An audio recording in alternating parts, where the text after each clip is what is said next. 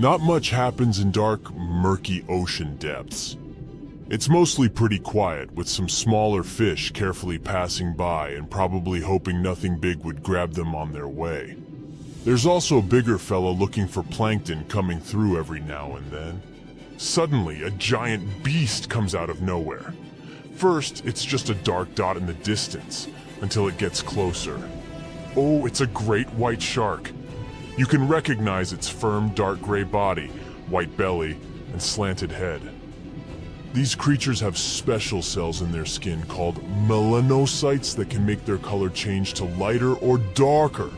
This way, a shark can blend in with its surroundings, which is a nice ace up its sleeve and the reason why we barely even see one coming by. These predators can grow up to be more than 20 feet and weigh up to 5,000 pounds.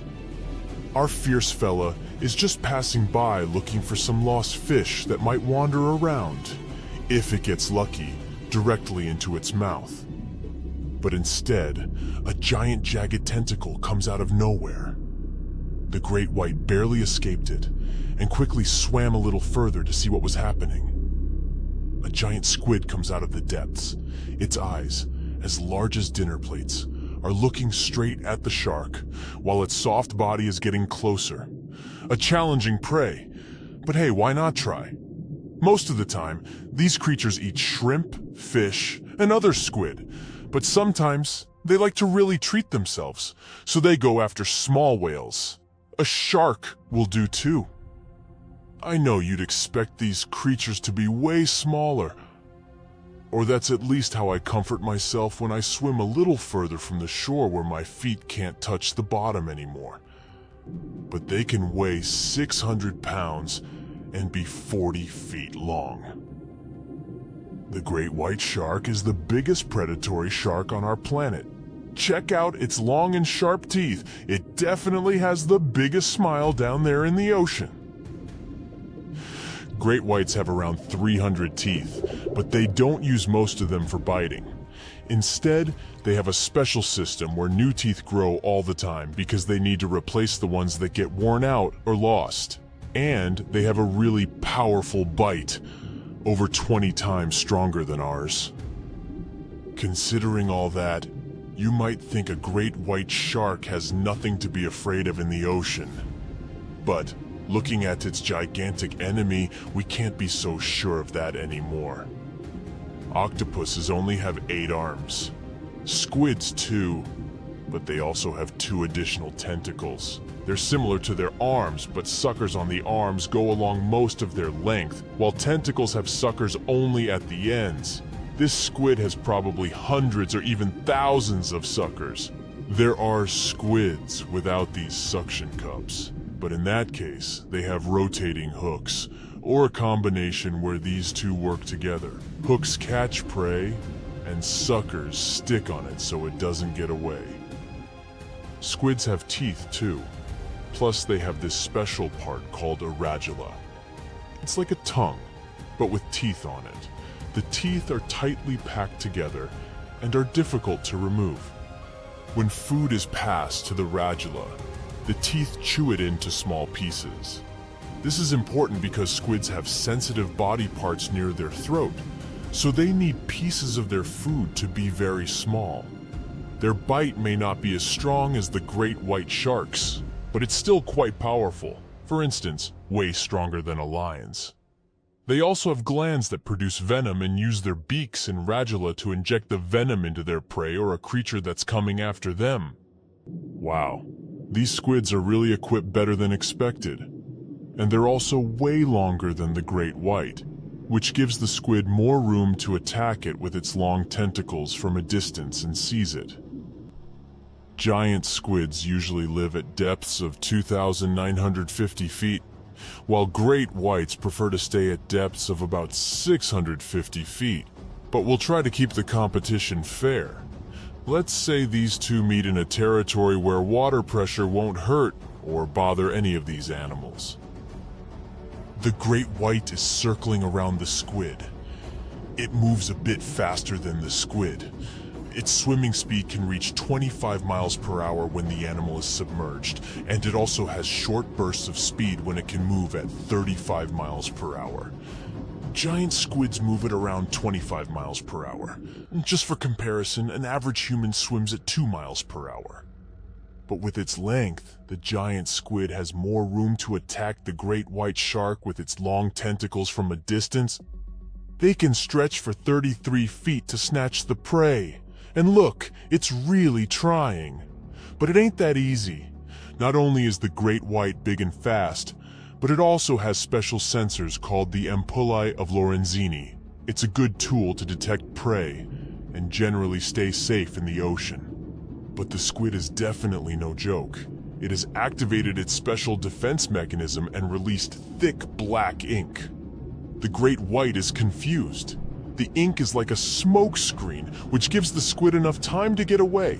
The shark can't see its opponent anymore. The squid is getting closer, and the poor great white has no idea from which direction. It's time for the final move. Even if the great white manages to catch the squid can detach parts of its body as a last resort to protect itself.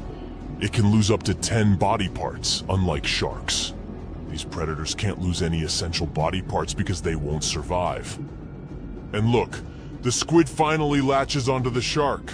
Its suction cups and the sharp beak that can pierce its prey make it nearly impossible for the shark to escape. They both disappear into a cloud of ink, the great white shark in one of the rare fights it can lose, and the giant squid ready for new conquests across the ocean.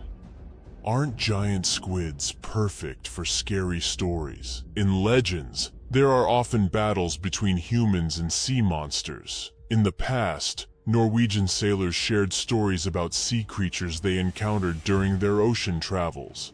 Over time, these stories grew to include creatures that were like giant islands with arms. And let's not forget about the Kraken. It's a legendary sea monster from Scandinavian stories that looked like an island, which was how it would trick sailors.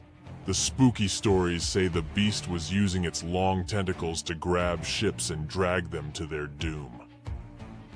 And do you remember Jules Verne's novel 20,000 Leagues Under the Sea, which describes an encounter between a ship and a giant squid? In real life, giant squids don't eat humans, and they're not particularly interested in going after ships. However, not all the stories about these creatures attacking ships are made up. There are some reports. For example, in the 1930s, something attacked a Norwegian tanker, the Brunswick, 3 times. And yes, it was indeed the work of a giant squid. Fortunately, the squid couldn't grip onto the ship's steel hull, so it ended up getting caught in the propellers. But even though everything was okay in the end, just looking at this gigantic monster trying to take your ship down to the bottom must have been terrifying. We can laugh at stories about the Kraken until we're out there on our own. In 2003, a giant squid came closer to a French yacht that was participating in a sailing race. It couldn't cause any harm, so it eventually gave up. So, for now, the idea of a giant squid taking down a ship or boat remains a fictional story, although they're certainly capable of trying. Okay, giant squids are big, but there's another creature from their family of cephalopods that can be even larger. It's called the Colossal squid, and one that was found weighed 992 pounds, hundreds of pounds more than the giant squid, 606 pounds. And they can stretch their tentacles for up to 45 feet. Texas is home to some of the oddest, creepiest, and most unusual animals you've ever heard of.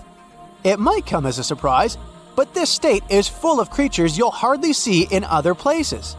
So, let's have a look at the most amazing ones. This truly beautiful bright blue creature is called the blue sea dragon. Despite such an imposing name, the critter is actually tiny, usually no bigger than a grape. You may find it on the beach or floating beside you in the water. Now, you need to remember one thing. However pretty this little slug may look, never ever touch it. One tourist spotted a few of these pretty dragons on the shore of Mustang Island. He scooped one of the creatures up. He wanted to film it. Luckily, he put it back into the water before it could sting him. Otherwise, it would have ended badly since the blue sea dragon is venomous. Despite their tiny size, their sting can pack a punch. All because of their diet. Their favorite dish is the Portuguese man-o-war, a jellyfish that has enough venom to paralyze small fish and crustaceans. The blue dragons first use mucus to neutralize the jellyfish's infamous stinging cells. And then they steal these cells from the man-o-war's tentacles and store and concentrate them within their own tissues. Then they release these stinging cells on contact, which makes their own sting more powerful, even worse than that of the man-o-war itself. These awesome creatures are also extremely sneaky. Even though their appearance is bright, to say the least, they're well-known masters of disguise. You see that vibrant blue coloring is actually on their bellies, and when they float on their backs, they simply blend with the water. As for their backs, they're gray to camouflage these animals on the seafloor. Now, how about a funny fact? A group of tiny dragons floating together is called a blue fleet. And another fact, blue dragons normally lay a string of around 16 eggs, and it takes them 3 days or so to hatch into larvae. Blue sea dragons rarely make it to the shore. They're soft-bodied, so when the animals finally get through the surf zone and are deposited on the shore, they're already broken apart. And still, watch out! Even in this case, the venom in their bodies doesn't dissipate. But of course, blue sea dragons aren't the only unusual animals inhabiting Texas. Have a look at this nightmarish creature, poisonous, slimy, and kinda immortal. Meet the hammerhead worm. The worst thing? It might be lurking in your garden while you're watching this video. You can easily recognize this worm by its creepy spade-shaped head. It doesn't look like any other invertebrate you've ever seen. Or any other creature, that is. At first, it was only found in East Texas. But later, researchers spotted these spine-chilling creatures in North, Central, and South Texas. Basically everywhere but the arid areas of West Texas. One of the most terrifying things about this worm might be its length. This creature can grow as long as 1 foot. Luckily, such giants aren't very common. Most hammerhead worms only reach 6 inches in length. You can come across 2 species of these worms in Texas, and both of them will have a dark stripe down the middle. The larger of these 2 species munches on earthworms, which is actually a big problem. You might know that earthworms play an important role in keeping the soil rich in minerals and overall healthy. If earthworms disappear, plants in such areas won't be getting the nutrients they need. Even for humans and pets, meeting a hammerhead worm isn't the most pleasant experience either. Hammerheads are the only terrestrial invertebrates that secrete a very dangerous neurotoxin, the same as pufferfish produce. Thanks to the sheer size of the human body, touching a hammerhead worm won't hurt you too much, but it may still cause your hand to start tingling or even go numb. It's much more dangerous for pets. There have been cases when dogs ate hammerheads, which left them feeling sick for the whole day. Interestingly, these worms are native to Southeast Asia. But they must have mastered the art of hitchhiking, since in the early 1900s they were already found in the US. Keep in mind that if you want to get rid of a hammerhead worm, which is the best course of action, the worst thing you can do is chop it with a shovel.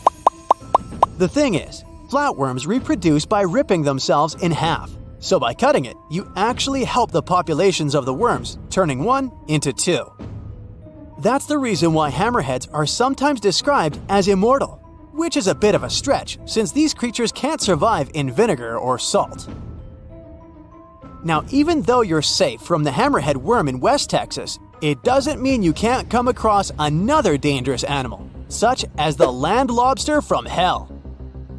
These creatures are also known as Vinegaroons, and they're not real crustaceans, they're arachnids. Huh? Who would have guessed? Anyway, these 8-legged critters have a really nasty bite, but it's not the worst thing about them. Land lobsters, brace yourself, spray vinegar-like 85% acid from their tails. Mostly they do it to protect themselves, but it still sounds like an unfriendly thing to do, right? A land lobster can also pinch a finger that's gotten too close with its heavy mouth parts. At the base of their abdomens, Vinegaroons have long whip-like tails. That's why these arachnids are often called whip scorpions, even though they're neither related to scorpions nor have stingers. Summer rains lure these arachnids out of their burrows in search of food and love. Luckily, experts claim that land lobsters aren't poisonous to humans, but they're very likely to leave a mark with their large pinchers, which they use to capture insects. Vinegaroons can be considered useful since they eat millipedes, crickets, scorpions, and cockroaches. They hunt by sensing the vibrations of their prey with those long front legs of theirs. Since land lobsters prefer to come out after dark, you aren't likely to see one in the daylight. But if you stumble upon one, check it out. If it's a female, it may be carrying her hatchlings on her back. Now, imagine it's the middle of spring and you're walking among blooming flowers and greenery. Suddenly, you spot something extremely bizarre on the ground. The animal looks cute, fluffy, and soft-looking. The desire to touch it is irresistible. Watch out! The sting of the hairy caterpillar can pack a serious punch. This one is called the puss moth caterpillar, or asp. There are several stinging caterpillar species in Texas: the buck moth caterpillar, spiny oak slug caterpillar, saddleback caterpillar, and eo moth caterpillar. And touching any of them can lead to unpleasant consequences. If you had touched that pretty hairy thing in the park, you'd most likely start feeling a burning sensation and develop an itchy rash. In the worst case scenario, you'd even have to go to the emergency room. The main problem is that people react very differently to caterpillar toxins. Some may develop more severe reactions than others. Plus, how bad the consequences are also depends on the thickness of the skin in the affected area. In most cases, the unpleasant sensation and rash go away in a few hours or sometimes days. On the bright side, such caterpillars later turn into moths and butterflies that help pollinate flowers and trees. Getting rid of these critters means doing a massive disservice to the area where you live. Specialists are sure that coming across a stinging caterpillar won't lead to anything bad if you keep in mind the rule of thumb. If a caterpillar looks fuzzy, don't touch it. And the best solution to dealing with such creatures is educating people on what such caterpillars are, what they look like, and why it's dangerous to touch them with unprotected hands. Imagine crying out to someone not knowing that they can't hear you. This is the story of the loneliest whale swimming in the oceans. Scientists can only refer to the whale as a 52 Hz whale, or a 52 whale for short. They call it that because they picked up its sound pitch similar to a blue whale's frequency, which is between 10 and 39 Hz. Whales, like many animals, communicate with frequencies only they can understand. This whale in particular is known as the only one of its kind, since no other whale produces the same frequency. It's almost like a ghost, since no one has ever seen this whale in person or through footage. We only have recordings via hydrophones. It's been swimming around for decades and was first heard in the late 1980s up until 2010. Scientists have been receiving the whale's cry in the Pacific Ocean yearly, from August to December. Between January and February, it moves out of range. Scientists are still wrapping their heads around what this whale could be. Some are saying that it could be a blue whale hybrid of some kind, while others are suggesting that it could simply be a blue whale but with a special condition. Some think that the whale might not hear properly or cannot hear at all. But the fact that the blue whale has been around for such a long time means it's most probably a healthy whale. We know that the whale resides somewhere in the North Pacific, but scientists still haven't seen it for the past 30 years. All we've been doing is collecting vocal recordings through its path, calling for another whale to answer. People discovered whale frequencies by accident. The US leadership deployed a bunch of hydrophones across the ocean floor to listen to other incoming submarines. While it may have proven successful for them, it also caught various frequencies from the depths of the oceans. Monstrous sounds. They described them as deep, rumbling calls. For centuries, legendary creatures were thought to have roamed the deep, dark waters. Krakens, leviathans, and other scary aquatic beasts. Maybe the submarines first thought they were listening to one of the creatures, but the frequencies were later identified as the sound of blue and fin whales. Towards the end of the 1980s, researchers and scientists were granted access to use the hydrophone network specifically for whales. Scientists realized that they could capture the frequencies of almost all whales, and just the 52 Hz stood out. There was so much buzz around this whale that some people decided to make a documentary about it. People have always wondered if this whale would ever find the special one it's always been calling for. An albatross is one of the fastest animals on the planet and can travel far and wide with ease. But this one, named Albert, couldn't find love fast enough. For the last 50 years, scientists believe that Albert has flown the coast of Scotland searching for a mate. Sadly enough, all his potential matches won't be around for another 8,000 miles on the other side of the world. Its natural home isn't the coast of Scotland. So how did it end up there? Some believe that Albert was caught in the middle of a storm and was blown away from the equator in the South Atlantic, somewhere in the 1960s. Since then, it's been stuck there with no place to go. Sure, these birds can travel, but not that far away. They'll need help from the right winds to go home. Albert has been looking for a mate for decades now. He has found shelter on a remote rocky outcrop between the Shetland Isles and the Outer Hebrides first, but now he lives in Bempton Cliffs. Scientists have noted that Albert has been wandering the skies of Scotland, knowing that this species of bird have a lifespan of about 70 years.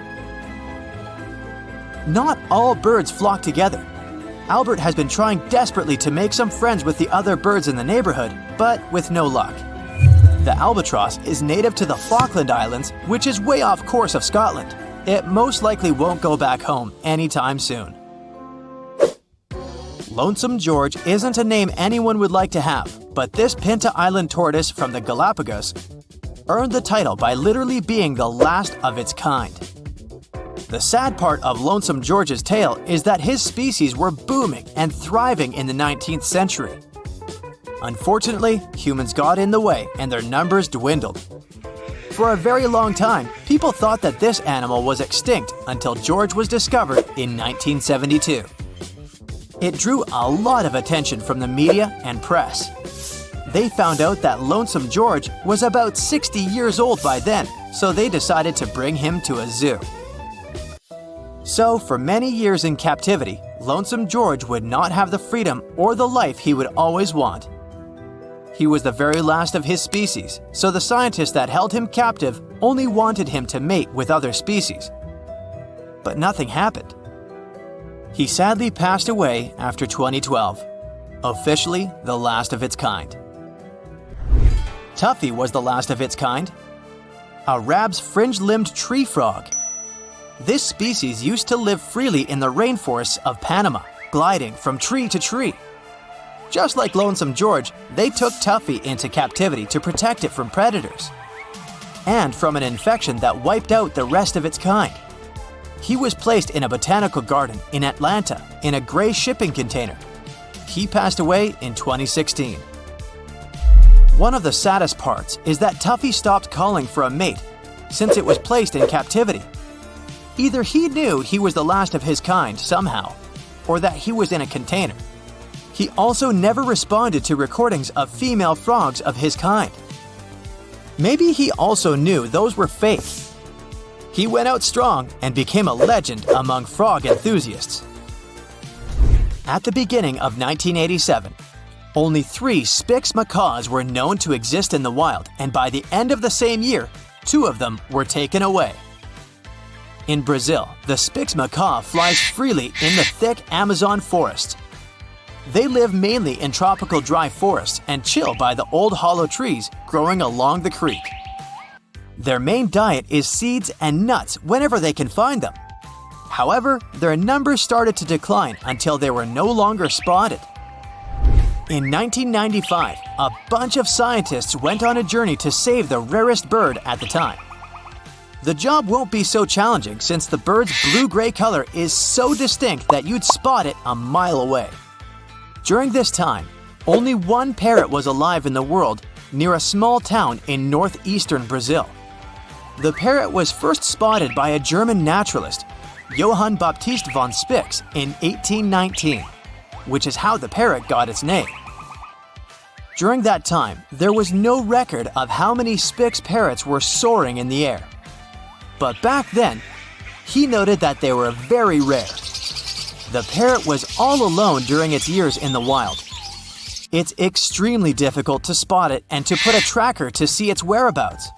However, unknowingly, there were still many Spix's parrots alive and well in captivity who have never felt the real joy of stretching their wings and soaring from tree to tree. After successful breeding, scientists have now released 47 healthy parrots into the wild, which is enough to kickstart the species again. But this time, the scientists were not going to take any risks and decided to put metal bands around the trees with hollow nests. This will prevent natural predators like jaguars or opossums. It would have been better if the last Spix's parrot found a mate and was able to start a family. Sadly, we'll never know. All we can rejoice in is the fact that these blue wonders are back in their natural habitat, where they belong. Some strange seismic activity begins all over the world.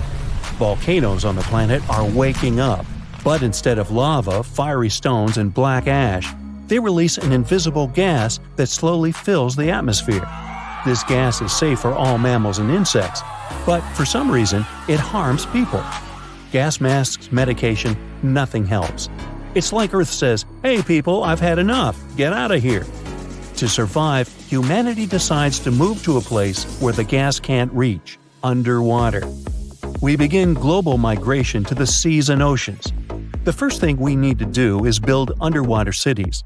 Engineers use anti-corrosive metals and building materials that are not destroyed by moisture, so there are no problems with the construction.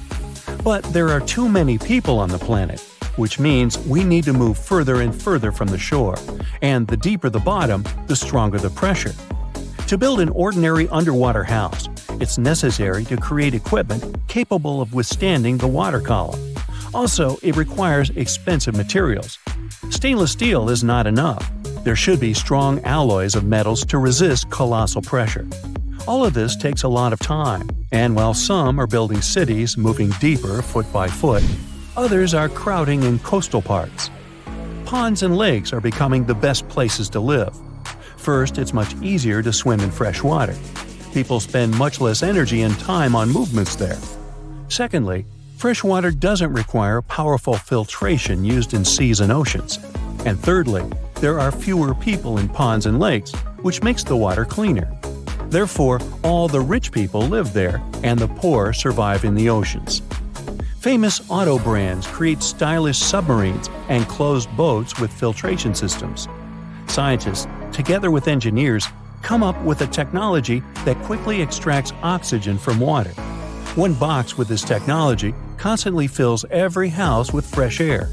And another special box sucks all the carbon dioxide out of the room and releases it into the water. Clothing brands create stylish diving suits. The ocean is cold, so designers install a heating system inside clothing. People used to collect sneakers, but now they wear fashionable fins. There are thousands of fin designs with various engravings and patterns. People create underwater mills to generate electricity and build underwater vacuum pipes inside which high-speed trains drive. But the most remarkable thing is aquatic farms, where livestock eats grass and seeds. There are also incubators with plants that produce extra oxygen. The human body is also changing. The skin becomes smoother and the muscles get stronger. Life in the ocean is a continuous overcoming of water resistance. And you also need to carry an oxygen tank with you. So every day is like a good training in a gym. Take a look at the Olympic swimming champions. Now, most people have such a figure. Doctors, biologists, and engineers unite to create unique masks that allow people to breathe in the water like fish without oxygen tanks. People get much less sunlight underwater and lose vitamin D. This causes depression and weakens the immune system. To fix this problem, scientists build huge ultraviolet lamps that illuminate the entire seabed. People are getting used to a new life. In a sense, it's not much different from the previous one. Everyone also goes to cafes, cinemas, shopping, and the gym. People get an education, work, and use the same law system. Only now, instead of walking down the streets, they swim. Water resources are rich in oil, minerals, and other valuable things. This ensures the growth of the economy. Megacities have appeared in the deep waters of the oceans, and seas and lakes are becoming resorts. The conditions on the surface have become completely unsuitable for humans, and the next generations don't even know what it is like to live on land. Meanwhile, tracks of people on the surface disappear. Abandoned houses are overgrown with moss and vines. Animals fill cities. Seismic activity causes earthquakes that carry all buildings underground. Humanity made room for a new species, fish. Several 100 million years ago, the ocean was inhabited by giant monsters. The smaller fish couldn't fight these big guys, so they swam as close to the shore as possible. Then, over the years of evolution, they began to change. Fish grew limbs and learned to crawl on the ground. And so, after a couple 100 million years, they began to turn into mammals. And after that, people appeared. At least that's what the theory of evolution says. Approximately the same story happened with modern fish. Only instead of sea monsters, they faced people in the ocean. Bright light, oxygen consumption, emissions of harmful gases, and garbage forced the fish to migrate first into the depths of the oceans. And then, as humans began to master the depths, the fish swam to the surface. But not because there wasn't enough space in the ocean, but because people started catching too much fish. It's problematic to grow grains, fruits, and vegetables underwater, even in closed farms. Therefore, to replenish the food supply, people just started fishing. To survive, the marine inhabitants had to swim to the surface. Now fish grow limbs to crawl.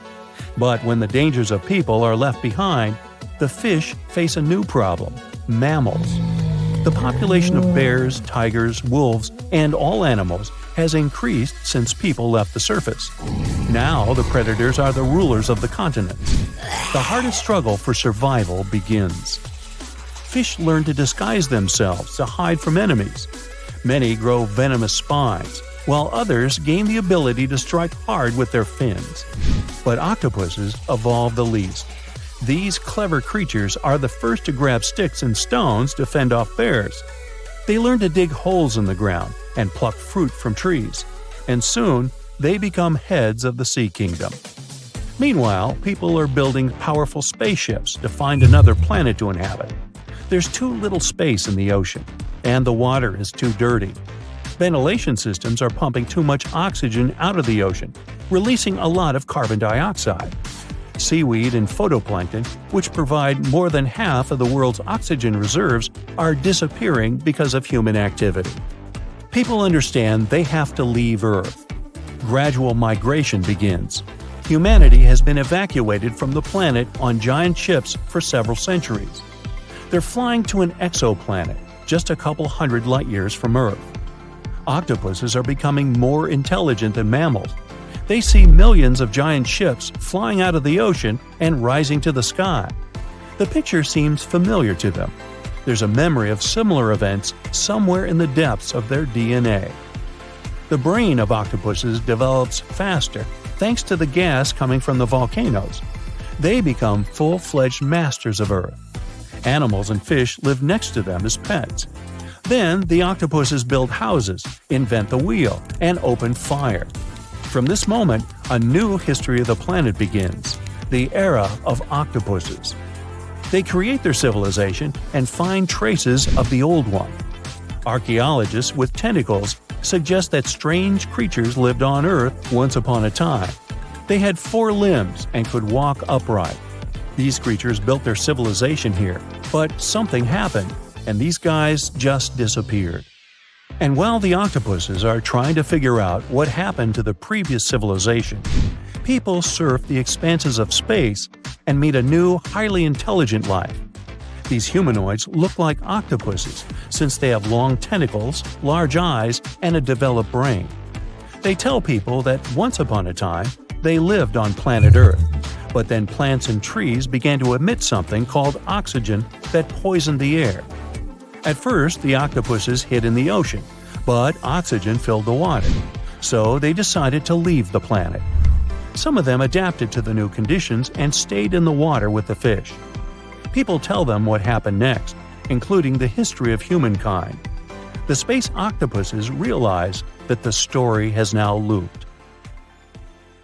Scientists and sea biologists say that the mass of squids on the planet exceeds the mass of all people. Keep this fact in your mind while you listen to the story of the Kraken. So no one knows exactly what this giant sea monster looks like. But according to the stories of old fishers and taverns, the records of travelers and legends, the Kraken looks like a giant squid. If so, it has the squid's anatomical properties and reproductive functions. And this is a big problem for us. A female squid can lay anywhere from 3 to 100,000 eggs. Even if most of them don't survive, it's still a lot. Many of these creatures live in the ocean's dark depths that people haven't yet fully explored, and it seems we'll know more about squids soon. The metabolism of these creatures is accelerating thanks to the increase in water temperature, and this causes population growth. Scientists call squids the weeds of the seas because of their rapid reproduction. They can potentially exceed the population of all fish and mammals. Perhaps there will be so many of them soon that they won't have enough food on the ocean floor. They will begin to migrate closer to the surface, small squid and monstrous giant ones. There may be a Kraken among them, or a few, or even tens, hundreds of thousands. And if this happens, humanity and all animals on Earth will face a huge problem. As the kings of nature, people can easily invent poison to destroy Krakens. But how to spread this poison? Giant squids, along with ordinary fish, dolphins, whales, seaweed, and phytoplankton, will suffer if it gets into the water. More than half of the world's oxygen is produced by the ocean. And if people spread this poison in the water, they'll risk disrupting the entire planet's ecosystem. The ocean will become lifeless. So, people have to forget about poisoning the water. For a while, we will be helpless against the squid apocalypse. Let's say a couple of billion squids rise to the surface. A couple million of them are Krakens. The first thing these monsters will want to do is get food. Lunch for them can be both shoals of fish and massive whales, and no one can stop them. Even if megalodons existed, they wouldn't be able to resist the giant tentacles and strong beaks of Krakens. The fish population in the ocean has declined. This means that people can't go fishing anymore. We can catch fish in lakes, rivers, and seas, but it's not enough. Seafood has become very expensive all over the world. A fish tank with goldfish is a luxury. Of course, humans learn to catch giant squids, which solves the problem of hunger in some areas. The profession of a squid catcher is becoming prestigious all over the world. This kind of fishing is dangerous and requires a lot of strength and courage. The second problem is sea travel. Every day, people transport millions of tons of cargo across the ocean. Huge businesses and economies of entire countries work thanks to such transportation. But now, Krakens swim close to the surface and make any voyage dangerous. One monster can quickly destroy a small ship. 10 or 20 Krakens are able to sink a giant cargo vessel. This leads to a reduction in logistics chains. Communication between continents is now maintained by air. The number of flights is increasing. Plane tickets are rising in price. Travel is becoming too expensive. This leads to a reduction in the number of tourists in some countries, which disrupts their economies. There are more Krakens and less food. Resting on a beach also becomes dangerous. Aggressive, hungry giant squids can come ashore to catch sunbathers. All shores are fenced. Swimming is forbidden. Of course, scientists invent some things to fight squids. Sound barriers, for example. Every ship is now equipped with a device that launches powerful ultrasonic waves into the water. They scare away all the fish and clear the way for boats. In the beginning, it helps, but then Kraken stop fearing it. Ultrasound only angers them. They pounce on ships and break sound barriers. Another thing that scares them away is sunlight. For millions of years, Krakens have been living on the dark ocean floor. Their eyes are used to the darkness, so they fear the bright light. During sunny weather, ships move freely. But as soon as the sun goes below the horizon or clouds obscure it, sea monsters come out of the ocean depths. It doesn't help much because it's impossible to sail across any ocean within a single sunny day.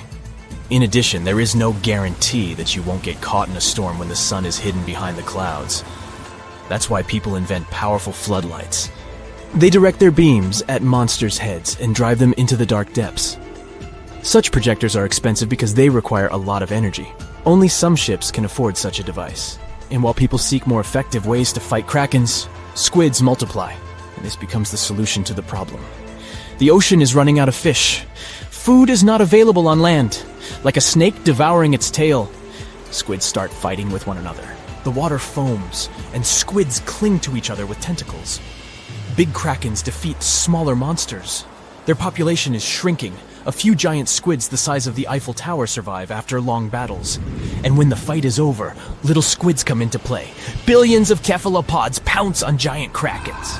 They are like flies clinging from all sides. Giant monsters can't fight them. Great, the problem with voyages is solved. Large ships can set sail, but it's still dangerous for people to swim in the sea since tiny monsters are still hungry. Logistics chains have been restored, but fish are still scarce in the ocean. Squids, like parasites, don't allow other creatures to dominate, and here, scientists come to help fish. Let's go back to our reality for a second. There's such a thing as a gene drive. It's a substance that changes the genetic code of living creatures. For example, scientists have implemented a gene drive in mosquitoes that cause malaria. Biologists changed the genome of these insects, so some female mosquitoes became infertile. Then these females spread the gene throughout the mosquito colony. As a result, more insects that couldn't conceive appeared. They continued to spread the gene, and this went on until the population reduced significantly. A gene drive is a low-cost way to get rid of invasive species of insects or rodents. Thus, scientists can control the population of entire species. But such actions can be dangerous. If some animal disappears, it can disrupt the whole ecosystem and lead to the disappearance of other animals. In the case of mosquitoes, nature didn't suffer much. So scientists use a gene drive against squid. But why couldn't they do it from the very beginning? Ordinary squids didn't pose a threat, and their average life expectancy is from 3 to 5 years. If scientists had launched a gene drive, then in 7 years all small squids would have disappeared. But it wouldn't have worked with krakens. According to myths and legends, one such monster can live for several hundred years. Now, when small squids have solved the problem with large ones, a gene drive comes into play. It takes several years to get rid of the squid. The ocean ecosystem begins to recover. People take fish and marine mammals from seas and rivers and transfer them to the ocean. The population of whales, sharks, octopuses, salmon, and hundreds of thousands of other species is growing. But then another threat awakens in the depths of the ocean. It turns out that when squids and krakens lived on the ocean floor, they didn't let even more terrible monsters move to the surface. Now that all arthropods have disappeared, new monsters are breaking free. First, marine earthquakes begin. But then, scientists discover that it's not the seabed shaking. Those are the backs of giant crabs. Hundreds of thousands of armored monsters with claws are rising to the surface. And this time, they can come ashore.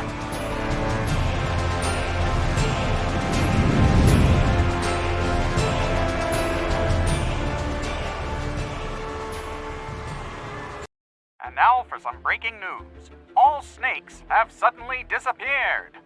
If you saw this on the news, what do you think would happen?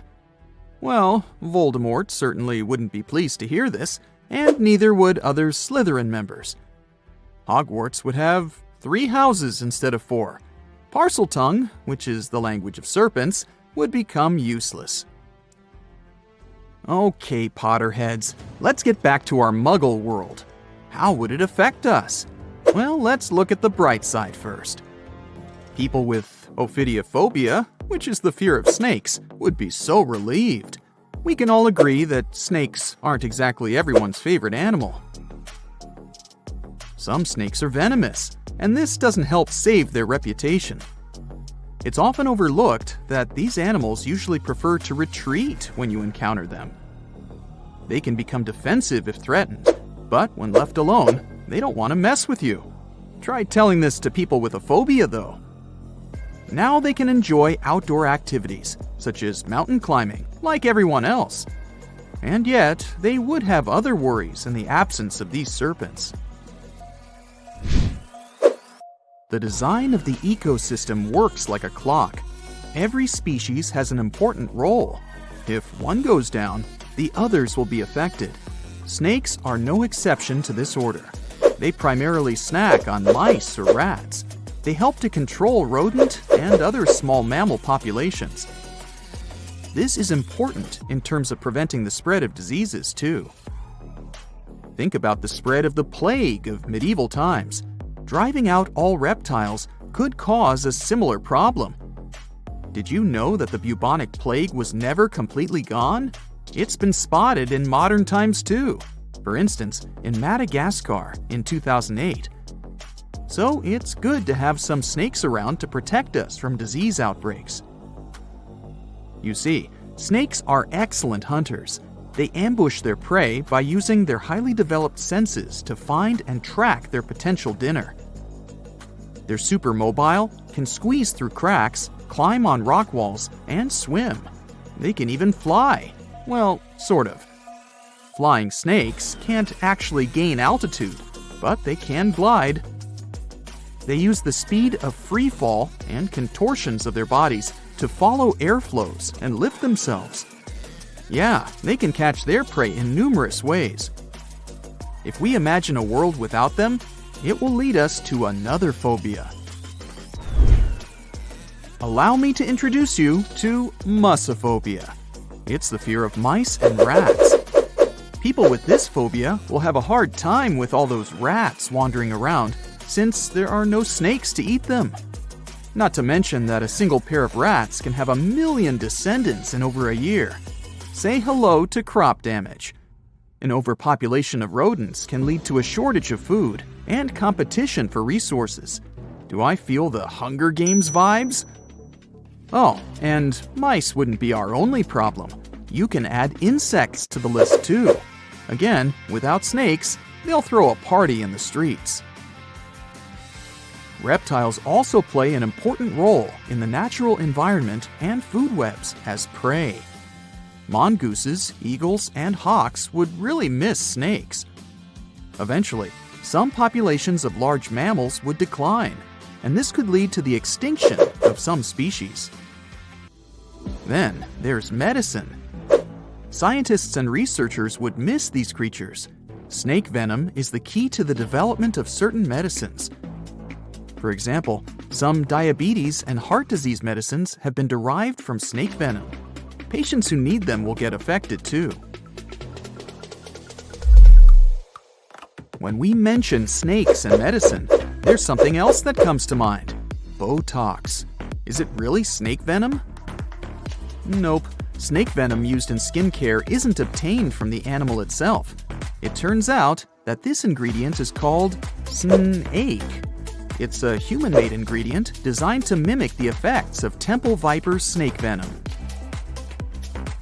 Now let's picture what life would really look like without snakes. I'm starting with day 1. People don't immediately notice the absence of these creatures. So, in the first few days, especially in cities, people would have no clue that all snakes are gone. Workers in zoos could start to panic. You would see some news about snakes missing from zoos. Then people in zoo administrations would go through CCTV footage. They would be shocked to see that snakes disappeared into thin air. After the spread of this news, authorities would probably open special departments to see if they have any snakes left in their country. Then it would turn into a worldwide issue. Some sort of a global alliance would be established to investigate what happened to these reptiles and what could be done about it. By the time authorities and people understood the severity of the situation, ecosystems would already start to change. People who live in urban environments may not be directly affected in the first few months. Then they would see more mice in their houses and in the streets. Around 500,000 mice live in the network of tunnels of the London Underground, for example. The number may vary, but many rodents live in large cities. These animals would become more visible. You'd open a kitchen cabinet and, oops, you'd see a mouse looking at you from behind a jar of peanut butter. New career opportunities would arise, since the demand to live in a mouse-free environment would skyrocket. Authorities might introduce new taxes to raise money to handle this new situation. After all, they would need to provide people with safe places to live. Of course, it would be not only urban places that would be affected by the absence of snakes. The countryside would have even more problems. Without snakes, the number of pests would increase. These animals would start destroying crops and habitats of other animals, and farmers would be in serious trouble. Authorities would need to support people living there and find ways to protect the environment, which would be their top priority. Researchers and scientists would have to take a huge responsibility. Maybe they'd create artificial snakes that could be nutritious like real snakes, so that animals like eagles would hunt them and continue to live. What artificial snakes would look like is a mystery. I can't imagine them. I'll just leave it to you. If we flashed forward to 5 years from the first day of the world without snakes, we would face an entirely different world. Maybe we would have a special day for it, the 5th anniversary of the world without snakes. The changes would be obvious, but by that time, people would have probably got used to living in that different world. Some restaurants would have already made changes to their menus. Goodbye to snake soup. Then there would be new museums dedicated to snakes. You'd be able to read about the story of their evolution and see their fossils. Maybe you'd stop by the museum souvenir shop to buy a snake-shaped pen for your friend. Lastly, we would still be looking for alternatives to snake venom in the field of medicine. I mean, it's a relief for people who show allergic reactions to snake bites, but these animals are crucial for some studies and medicines. So, researchers would still be busy trying to find alternatives that could replace snake venom. If we went 200 years ahead in time, we would see a world where people have fully accepted that snakes are gone for good. So much so that younger people would only know that there was an animal named a snake that once lived on this planet. They would get to know this animal from history books and videos. Coloring books would have a cat or a dog, but not a snake. Mythical creatures like Medusa and Shammaran would become even more mystical and interesting. Oh, and we wouldn't compare a sneaky person to a snake anymore. There would be a new definition for them. We've survived the Ice Age, meteorites, and many other challenges, so we'll probably figure something out. Fingers crossed that this scenario never gets real, though. Do you have any other version of how events could unfold in a snakeless world? The movie Jaws came out in 1975, and since then, people have been terrified of sharks. Some people fear seeing a great white's head come out of their showers, not to mention the fear of running into one at your local pool. Of course, none of this is actually possible, but some other scary shark stuff is. Like, yes, sharks can attack boats. They probably won't sink one. It depends on the size of the shark and the size of the boat. Today, we're diving deep into the facts and myths about the sea's biggest predator. It was the year 1953. On a typical July morning, 2 fishers set out on their daily lobster harvest. They took their white-hulled dory out to sea off the coast of Cape Breton Island in Nova Scotia, Canada. Since it was the lobster season, the sea was dotted with several dories spread out across the water. But that day, something strange happened. As soon as they put the dory at sea, they noticed a large dorsal fin chasing after their boat. They were surprised to see that the shark would follow their boat's every move. For an entire week, they took out their white dory from the harbor, and the shark followed them around, until one morning, as the men were alone at sea, the shark charged at full speed at the boat and smashed a 7-inch hole in its bottom. The boat turned over, and both men fell into the water. The shark didn't come after the men, though. Instead, it swam away and disappeared for good. To clarify, a dory is a small, fragile boat usually measuring 16 to 23 feet long. So how long did that shark need to be in order to sink it? Well, as soon as the boat was retrieved from the ocean, researchers found something interesting. One of the shark's teeth was found stuck in the hull. According to Harvard experts that analyzed the tooth, it most certainly belonged to a 12-foot white shark that weighed around 1,200 pounds. One thing intrigued scientists a whole lot. The great white didn't seem to be interested in the men aboard, but rather in the boat itself. The question is, why? Some people suppose that this great white followed the dory around because it was white, and the animal probably thought it was some big white mammal. It's not the first boat a shark has attacked. You see, sharks don't attempt to sink boats because they're mean and evil. Rather, it's due to murky waters and hard materials that make them mistake inanimate objects for their usual lunch menu. But that's not what we've learned from popular culture. In Jaws, the protagonist shark managed to poke several holes in the orca as it rammed the boat. The orca was a Nova Scotia-style fishing boat made out of wood planks.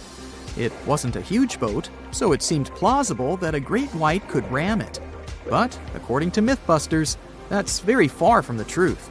A great white swimming at its maximum speed wouldn't be able to take down a medium-sized fishing vessel. The same goes for bigger boats.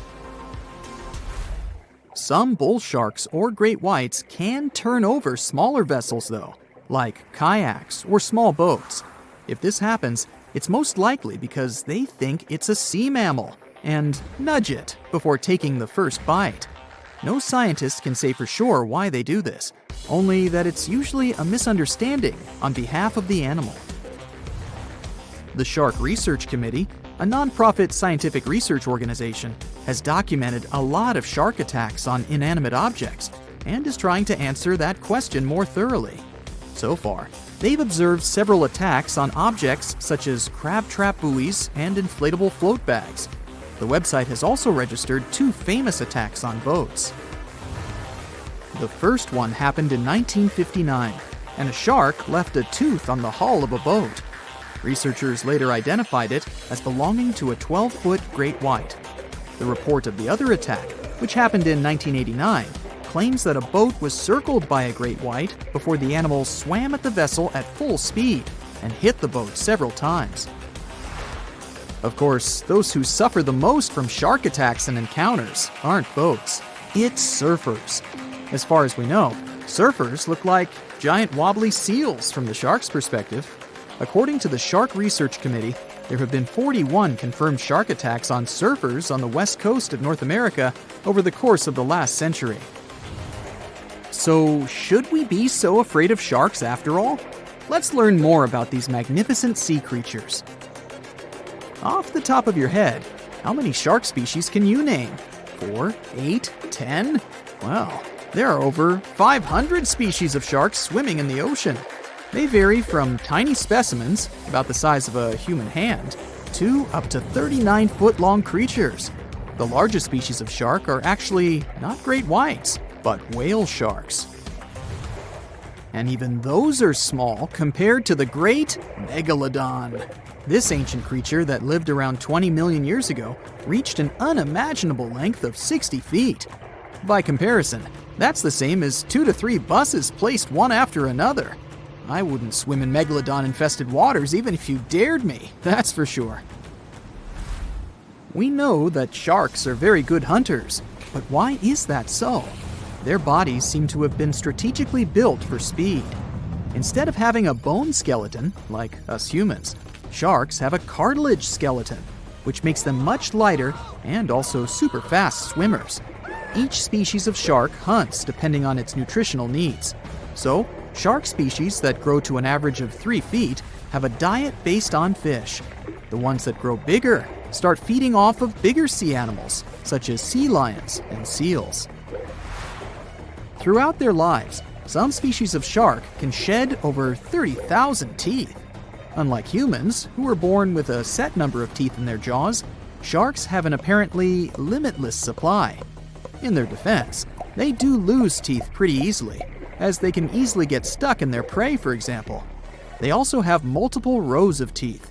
The jaws of a great white can contain up to 7 rows of teeth, and can grow to be more than 6 inches long. And since we're speaking of great whites, the most feared shark species roaming the oceans, this is Ray. Ray is an adult white shark. He can swim up to 50 miles a day, so he needs a lot of fat in order to keep his body functioning.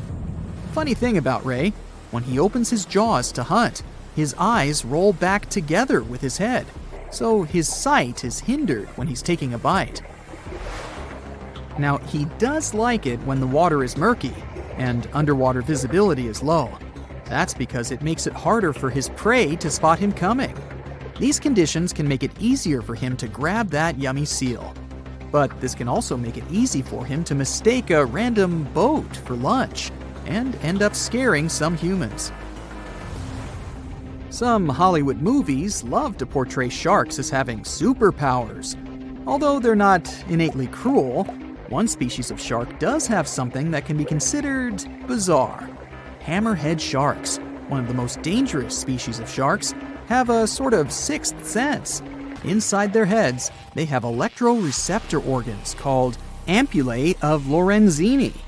These organs allow sharks to detect the electromagnetic fields of all living things in the ocean. This ups their hunting abilities to another level. They can even find prey hidden in the sand because they sense its electromagnetic field. You should know one thing. If a shark lives in a balanced ecosystem, it won't feel the need to attack unknown things. These animals are curious, though, so maybe we should cut them some slack when they bite a piece off a random boat. Okay, let's face it, we humans are pretty ordinary. I mean, we're no superheroes with superpowers, right? What, you didn't get the memo? But the animal world has a bunch of superheroes. Some creatures live forever, and those who seem to not care about the laws of gravity. Critters that are immune to venom, and those that can run on water. And some of them will send shivers down your spine. So the first superpower on the list is the ability to live without water. Kangaroo rats can get by without water for years. They actually don't mind living without any water. Humans, on the other hand, can only survive 3 days without water. Humans 0, kangaroo rats 1. These little buddies live in extremely arid desert areas and have to get water from the seeds and plants they eat. And although it may sound a bit disturbing, kangaroo rats also know how to extract water from their urine before they set off on a bathroom trip. This way, they don't waste a single drop of precious moisture. Well, that would come in handy at sporting events. Now let me introduce you to the Peter Parker of the animal world. Yep, seems like Spider-Man is real, but not human. Meet a gecko lizard, or simply gecko. This critter has a marvelous ability to climb up all kinds of vertical surfaces and can even go for a walk on the ceiling. This gravity-defying feat is possible thanks to the lizard's unique foot pads covered with tiny hairs. They can cling to almost any kind of surface, no matter whether it's smooth, hard, rough, or soft. One more fun fact about these guys is that they lack eyelids, so they always keep an eye wide open for what's going on around them. If you wonder how they keep their eyes protected, here's the answer. Their eyes are covered with a transparent membrane, the cornea. Sure thing, they can't close their eyes, and if they have something in their eye, they simply lick it off. Right, they clean their eyeballs by licking them. I guess that's another superpower. Any supersonic superpowers here? Sure. A 1-inch long subtropical shrimp disorients its prey with a sonic boom. Despite its modest size, the pistol shrimp is one of the loudest marine animals. When the shrimp snaps its claws, it creates a sound as loud as a sonic boom. Naturally, this sound stuns the prey, and the shrimp can catch it without too much effort. Now, in the comic world, there's venom. In the animal world, there's a guy that can be called anti-venom. Opossums are known for their handy trick of pretending to have passed away when a predator attacks them. But that's not the end of the story. These guys are also immune to rattlesnake and pit viper venom. The secret is a peptide that helps opossums neutralize dangerous chemicals. This is the reason why snakes are a favorite treat on opossums' diet. There's one curious thing they have on their diet: ticks. One opossum can hoover up about 5,000 ticks per season, and most of them are picked off their own bodies. Now, imagine a fish that is so notorious that it's called a dangerous fish. It's mabenga, and it literally translates to dangerous fish in Swahili. This monster lives in freshwater and doesn't mind having a crocodile for lunch. Not a whole crocodile, but mabenga can take a bite out of them. But to be honest, these guys are intimidated by the crocodiles, the same way the crocs are intimidated by them. Now, you're watching this video on some gadget, right? Well, we all owe the gadgets we have to the electric eels in some way. I mean, all gadgets have batteries, and eels contributed a lot to the invention of an electric battery back in 1800. I know, the batteries have unrecognizably changed since then, but still, the first electric battery ever was invented thanks to electric eels. Anyway, if you see one of them and want to thank them for their magnificent invention, don't do that. Thing is, they can deliver shocks up to 860 volts. You don't want to experience that. Now let's talk about the Count Dracula of the animal kingdom. Nope, I'm not talking about bats. I'm talking about the fanged vampire fish. These fish are known as payara and have two long fangs protruding from their lower jaw. Here's why some people associate them with vampires. Hippos are the beauty gurus, since they know how to save a fortune on skincare. Living under the harsh African sun, these animals secrete a sweat-like red oily substance that evaporates and keeps the animals' bodies cool. Besides, the fluid works as a moisturizer, sunscreen, and antibiotic all in one. But they're not the only ones with such a superpower. Mantis shrimp know how to produce natural sunscreen too, but they use it for eye protection. It's all about amino acid pigments, and these pigments act as special filters that contribute to their sharp vision too. That's what I call multitasking. Meerkats have dark patches around their eyes which makes them look even cuter. But these black circles aren't there just to make these buddies more adorable. They also function as built-in sunglasses. The dark fur on the patches blocks the blazing sun, and as a result, meerkats can gaze directly at the sky. On top of that, the sentry, a meerkat that watches out for birds and other predators, can easily see danger coming and alert its mates.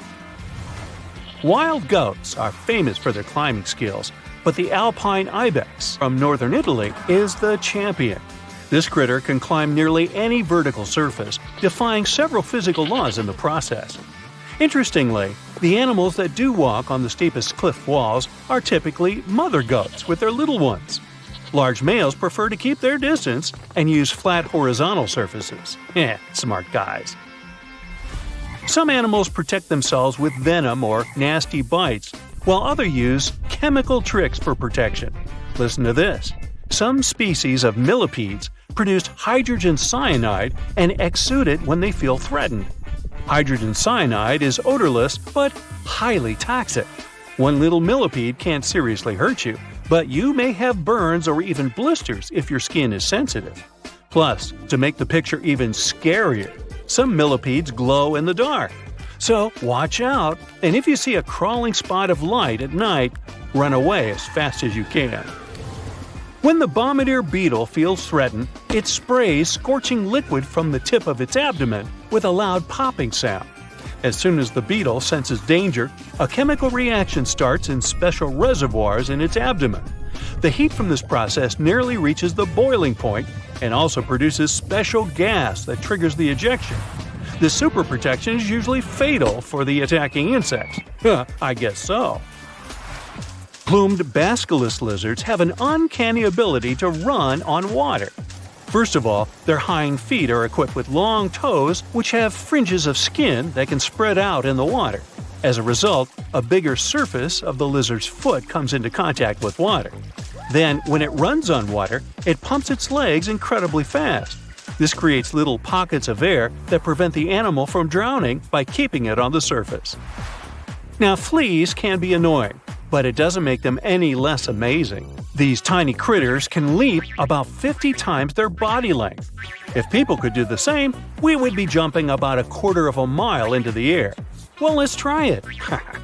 The most curious thing about fleas' astonishing ability is that they take most of the power for leaps from their toes, not knees. So, what's your favorite animal superpower? I vote for the kangaroo rat. I don't like standing in lines for the bathroom. The sky suddenly turns orange. All you can see as you look up are millions of butterflies. You just got lucky to witness the spectacular natural show, the annual migration of monarch butterflies.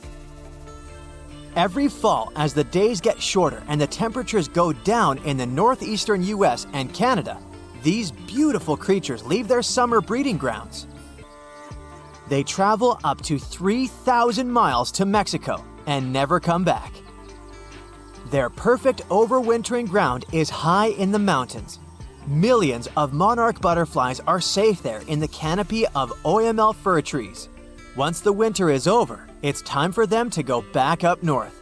They make a stopover around Texas to mate and lay eggs on milkweed plants. A few days later, these eggs turn into caterpillars that feed on the plant until they transform into grown-up butterflies.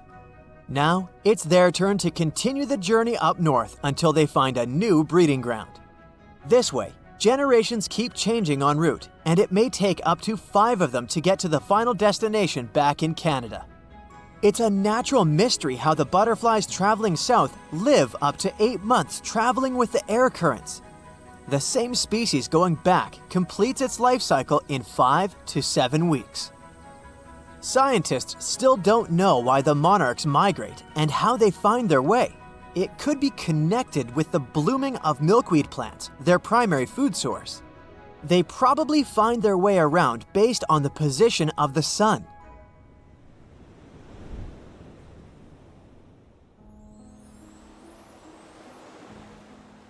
Humpback whales are real champions when it comes to migration and size among mammals. They cover a distance of up to 5,000 miles following their lunch. In the summer, they move towards the poles to colder waters, where there's plenty of krill and small fish. In the winter, they go south towards the equator's tropical waters. They also travel to mate. They have specific locations where they gather to do it. During the winter breeding season, you can hear male humpback whales sing, most likely to attract females or mark their territory. They produce a long series of calls and can repeat the same song for several hours. When the song changes, all singers that are currently migrating pick up the new tune. It's amazing how they do it when the distance between groups can be over 3,000 miles. Sea turtles migrate for more sentimental reasons. For hundreds of millions of years, these cute family guys return to the exact place where they were born to lay their eggs. They can cover up to thousands of miles, mostly when the seasons change and the waters are of a comfortable temperature. It could take them years, since some of them travel across the Pacific Ocean between Indonesia and the west coast of the United States and Canada, which is a total of 10,000 miles. But how do they find the exact spot they need if their parents can't just send them a geotag? Scientists have found out that they navigate using the invisible lines of the Earth's magnetic field. It turns out that each part of the coastline has its unique magnetic characteristics. The turtles remember theirs and travel using their internal compass. The magnetic field changes slowly but surely, so they have to shift their nesting sites accordingly. Salmon are born in freshwater streams and move to the ocean as juveniles. Atlantic salmon are brown and spotted as they cover hundreds of miles in fresh water and turn silvery in the ocean, where they travel for up to 1,000 miles. Adult salmon stay in the ocean for 1 to 5 years, feeding mostly on zooplankton. Then it's time for them to go back to freshwater to spawn. On their way back to the breeding grounds, they have to ascend thousands of feet against the current in mountain streams. This challenging journey is called a salmon run. They set on this run because they know the stream they're headed to will be good for spawning, and they'll meet the right species to mate with. Young salmon remember the smell of their home stream and probably even take note of various points along the way to the ocean to find it again. Just like sea turtles, they use the Earth's magnetic field as a compass for their travels. Pacific salmon and most male Atlantic salmon only live for a few weeks after spawning, and some female Atlantic salmon survive and migrate back to the ocean.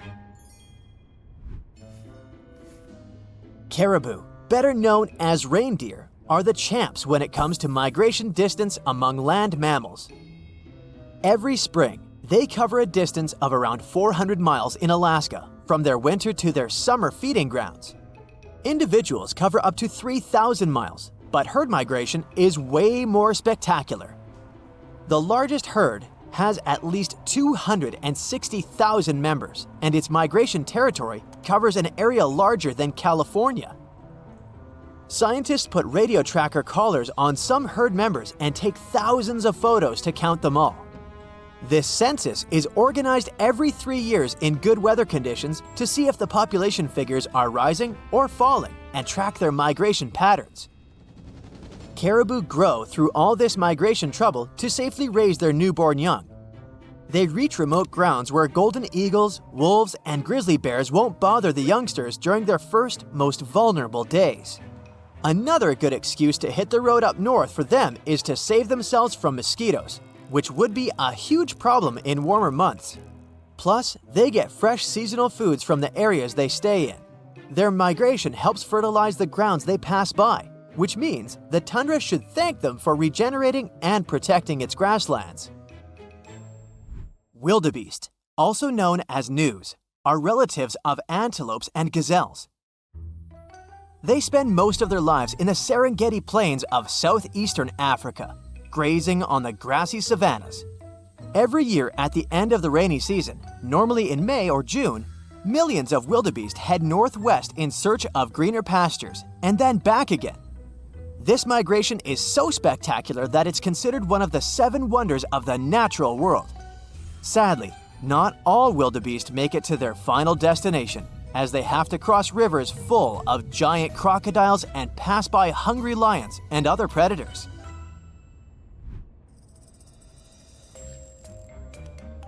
If you look at dragonflies' migration routes, you can call them real globetrotters. Scientists discovered one such route that spanned from India to the Maldives, Seychelles, Mozambique, Uganda, and back again for at least 8,700 miles. It's the longest insect migration we know of so far. It looks like they set on this epic journey when the temperature reaches a certain mark and the days start to grow longer. They seem to be following the rains as they start during the monsoon season in India and arrive for the rainy season in eastern and southern Africa. One fragile insect cannot complete the whole trip, so it turns into a sort of relay race that includes 4 generations of dragonflies. Each generation plays its role in the journey. Scientists can't put radio trackers on dragonflies as they do with other animals because the insects are too small. So, to put together the migration route puzzle, they analyzed 21 years of data from volunteer citizen scientists and also wing samples from museums. Each of the samples had a chemical code that could roughly tell where the insect was from. This data helped the scientists understand how far this or that insect traveled as an adult.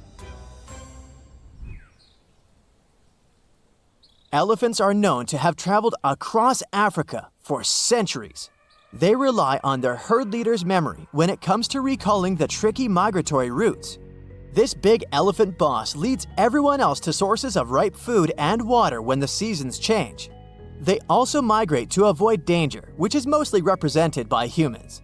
Elephants have developed their own communication methods to pass on information about prospective danger.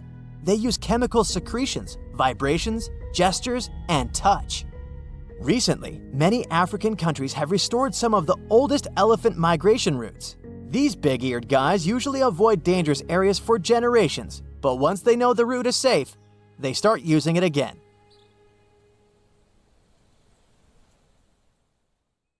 Sure, some people say interacting with animals is good for our health. I'm sorry to break it to you, but it really doesn't apply to all creatures. Just to be sure you're safe, let's take a look at some you should steer clear of, especially their kisses. Not that you'd like touching worms anytime soon, but do stay away from ribbon worms.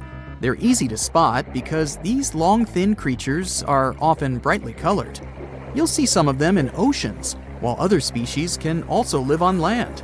Ribbon worms have a unique feature called a proboscis, which is a long, thin tube that they use to capture and eat their prey. They're often very flexible and can stretch out to catch their food or wrap around objects. Some ribbon worms are also venomous, often sneaking harmful substances into their prey. More so, they can also secrete a slime that can be irritating to the skin. Let's also look at the cone snail for a bit. This one lives in the ocean, usually in warm and shallow waters near coral reefs. It can be found in many different colors and patterns, and uses its long pointed shell to hide and protect itself. It also has a long pointed tongue, which can be quite dangerous. It's called a radula, and the snail uses it to catch its prey. Inside its tongue, there are tiny sharp teeth. When the cone snail sees a fish or other small animal, it shoots out its tongue and injects its harpoons into its prey. These harpoons are covered in venom, which can make the prey very sick. The venom can also be harmful to humans, so it's important to be careful around cone snails. Humans and lampreys have had quite a complicated relationship over the years. In case you haven't heard of them, they are eel-like fish that are known for this unusual feature: tube-shaped mouths with scary teeth. They are parasites that attach themselves to other fish and feed on their blood and tissues. You'll find them in both fresh and salt water. Despite the terrifying way they look, people have eaten them for a long time. Some rich and powerful people in the past, like kings and emperors, enjoyed having them for dinner as a delicacy. There's even a story about a king who ate so many lampreys that he eventually kicked the proverbial bucket. Tasty as they may seem for some, they are quite dangerous. They can cause trouble for people because they can attach themselves to the skin and use their sharp teeth to feed on their host's blood and tissue. This is what earned it the nickname vampire fish.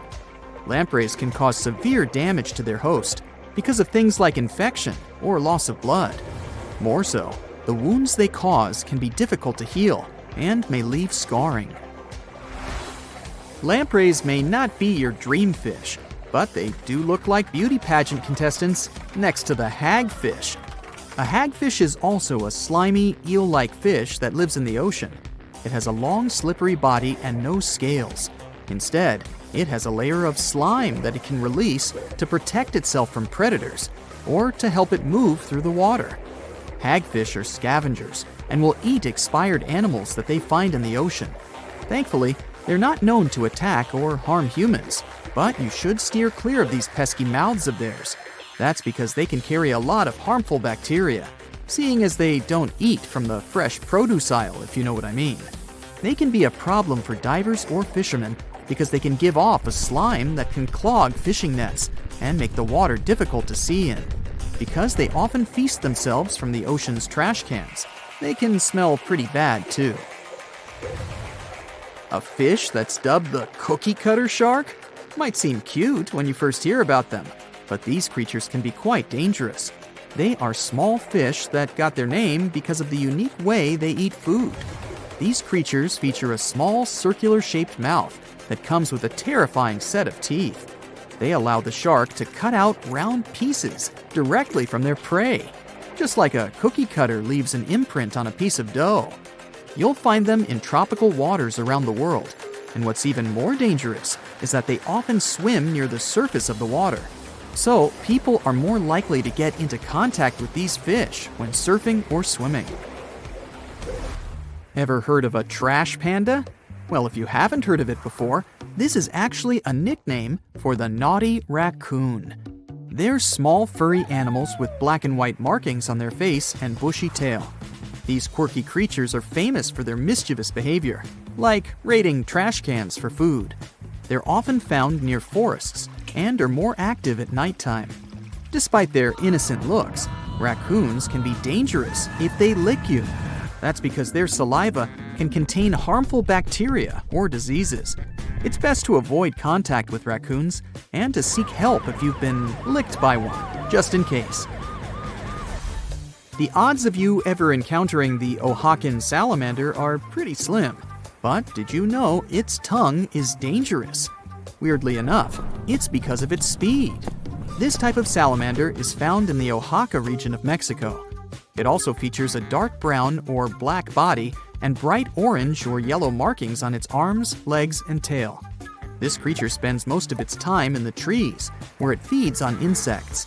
It's nocturnal, and when threatened, it can release a nasty substance from its skin to protect itself from predators. However, a new study has found that this giant palm salamander has the most powerful muscle in the animal kingdom. It can shoot out its tongue with so much power that being snapped by it can cause serious damage. It can also extend its tongue more than half its body length in just 7 milliseconds. Geese are pretty common domesticated animals. If you've ever spent some time on a farm, you've encountered these sturdy birds for sure. They might look wobbly, but they can get aggressive to protect their territory and their offspring. It's no surprise some farms even use these birds for protection, mostly because they get easily startled by noise and can alert the owner if something unusual is going on in their yard. Nevertheless, geese can be dangerous if they bite you. Their beaks can cause injury and can also carry bacteria that can lead to many other problems inside your body. It's important to avoid approaching or interacting with geese in a way that may provoke them to bite.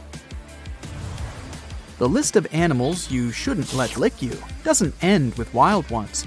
Let's look at domesticated ones too, like cats. Their tongue is made of small backward-facing spines called papillae, which help them groom themselves and eat.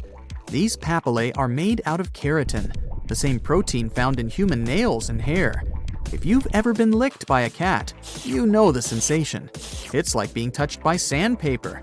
A cat's rough tongue can cause irritation on any type of skin if used a lot or aggressively.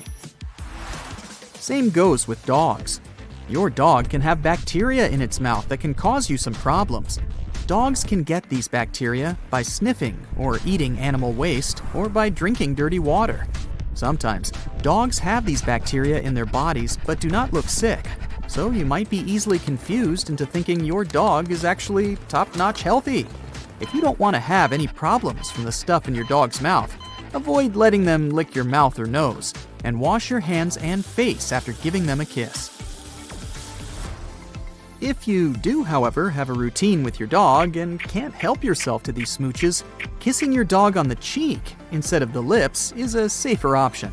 Allowing your pets to lick you can reinforce unwanted behavior, like begging for food or attention. Some pets may even have allergies that can be passed on to humans through their saliva. What you see in this picture is a puffball mushroom. A man was fishing on the river when he discovered the thing. It measured 81 inches across and weighed around 52 pounds when he cut it. Oh, and did you know that in terms of genetic comparisons, mushrooms are more closely related to us than to plants? This turtle was found on the beach in northern Wisconsin. In a small seaside town in Denmark, people have made the world's tallest sandcastle. According to the Guinness World Records, this castle is 69.4 feet tall and weighs nearly 5,000 tons. Here is the Hyperion, the tallest tree in the world. You can see it in the Redwood National Park in California. It has grown to be 380 feet tall, which means that it's taller than the Statue of Liberty. Imagine you go out to the garden and see this almost 3-foot tall dandelion. What would you do? When people are very young, they often think about breaking some Guinness record. It might be running faster or jumping higher than the previous record holder.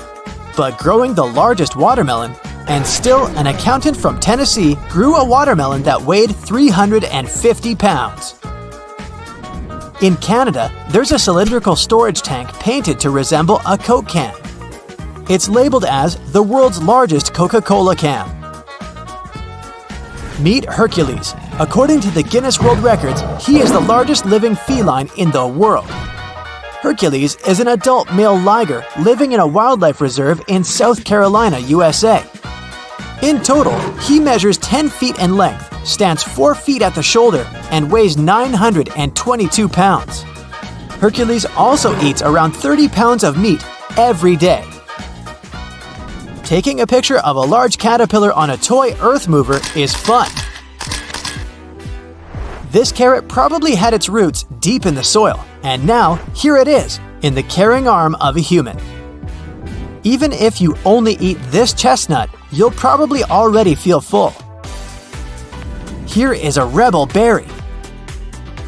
Imagine you're at a cash point and the machine keeps rejecting its sole purpose. You know, reading the barcode, and then you notice that a small line has formed behind you.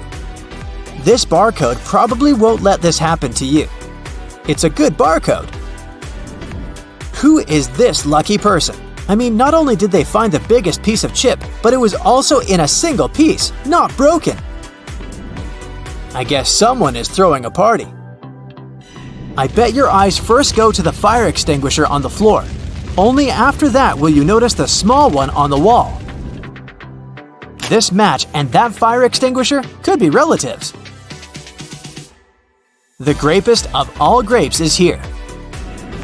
Probably every meal for the next 15 days included green onions. You know, to eat it while it's still fresh. I loved how the glasses looked compared to the onions. This family could make a lemonade for the whole neighborhood. In 2003, Aaron Shamoul grew the heaviest lemon in the world on his farm. The circumference of the lemon was 29 inches and it weighed about 12 pounds. It grew together with another lemon, almost as big. Look at this huge frog. Now might be a good time to debunk this myth. You won't get warts if you touch a frog. This myth might still be around because many frogs have wart-like bumps on their skin. These regular-sized penne pieces seem to be listening to the wise words of the longest one. The tallest penne has named itself Peneghetti. It says that if you believe in yourself, you can grow to be as long as spaghetti. If your favorite fruit is strawberry, this one is for you. It looks like a snake, I know, but it isn't. Make a guess. It's a zucchini. This pine cone looks as if someone has photoshopped it to be longer. A prawn as big as your hand. Any thoughts on this? A powerful wind gust, and this rabbit might be the first of its kind to fly. Look how small other things in the picture look. The Chinese giant salamander is one of the largest salamanders in the world. The blue whale is the largest animal of all time. This creature weighs around 198 tons and are up to 98 feet long. The blue whale's tongue can be as heavy as an elephant and its heart as heavy as a car. To feed such a huge body, they only eat tiny plankton. This one here is a giant cookie. I'm not joking. One company baked this cookie monster in 2003, and it was 102 feet wide and weighed over 40,000 pounds. Plus, it was edible.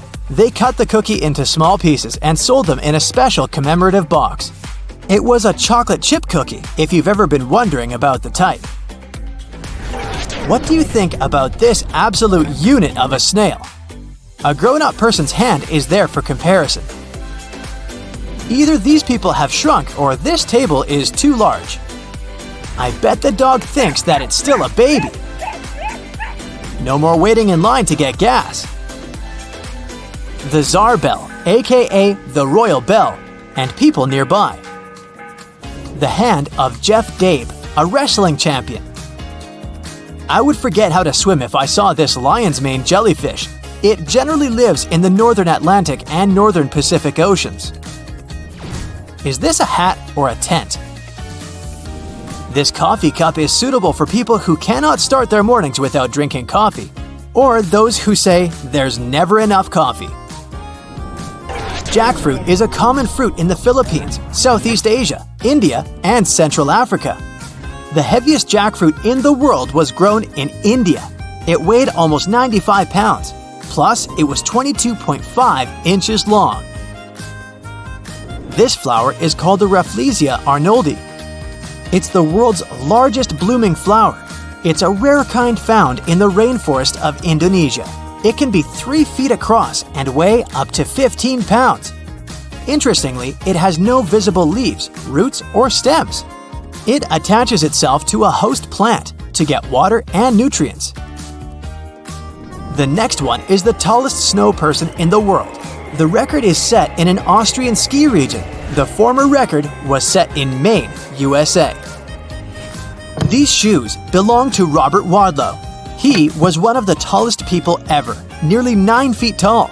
Some of his shoes can still be found across America because Robert Wadlow never really wore them. He was a roving ambassador for a shoe company. He would arrive in a town, give the local shoe store a promotional size 37 shoe, then move on. He continued to grow throughout his life, so his final shoe size was 44.5. Think of the biggest cave you've ever seen. I bet that cave can easily fit into this cave in Vietnam. It measures 1.35 billion cubic feet. It's twice as large as the world's second biggest cave. So it's hard to break this record. Experts believe that it dates back to 2 to 5 million years ago. The cave formed from soluble limestone. Look at this massive bird. It no longer exists though. Its kind is named Argentavis. These creatures used to live in Argentina around 6 million years ago. Their wingspan could reach 21 feet. Oddly enough, their eggs were smaller than an ostrich egg. We started with one of the largest mushrooms in the world, so this picture might look ordinary. Yet, you're looking at the world's largest organism, the Armillaria ostoyae, or honey mushroom. You can find the largest organism on Earth in the Mollur National Forest, Oregon.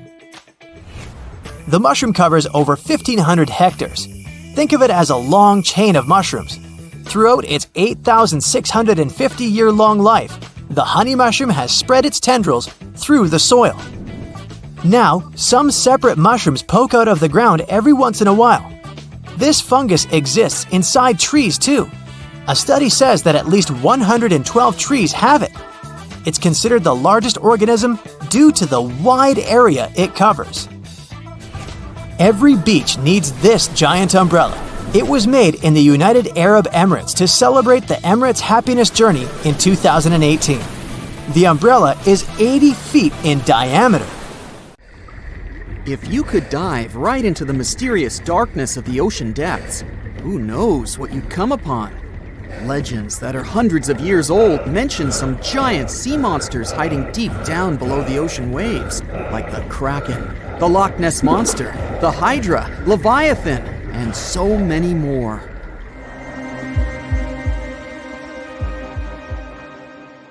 Okay, no one has ever seen such monsters, but there are still weird and unusually big sea spiders, squid, worms, and many other animals that grew way more than we'd expected. Take a look at the colossal squid from sub-Antarctic waters. It's around 14 times longer than the arrow squid that lives near New Zealand. And deep down in the Pacific Ocean, there's a sea sponge as big as a minivan. Oceans contain about 96.5% of all water on our planet. Up to 80% of all life on Earth we've discovered is under the oceanic waves. We haven't explored, mapped, or even seen more than 80% of the ocean.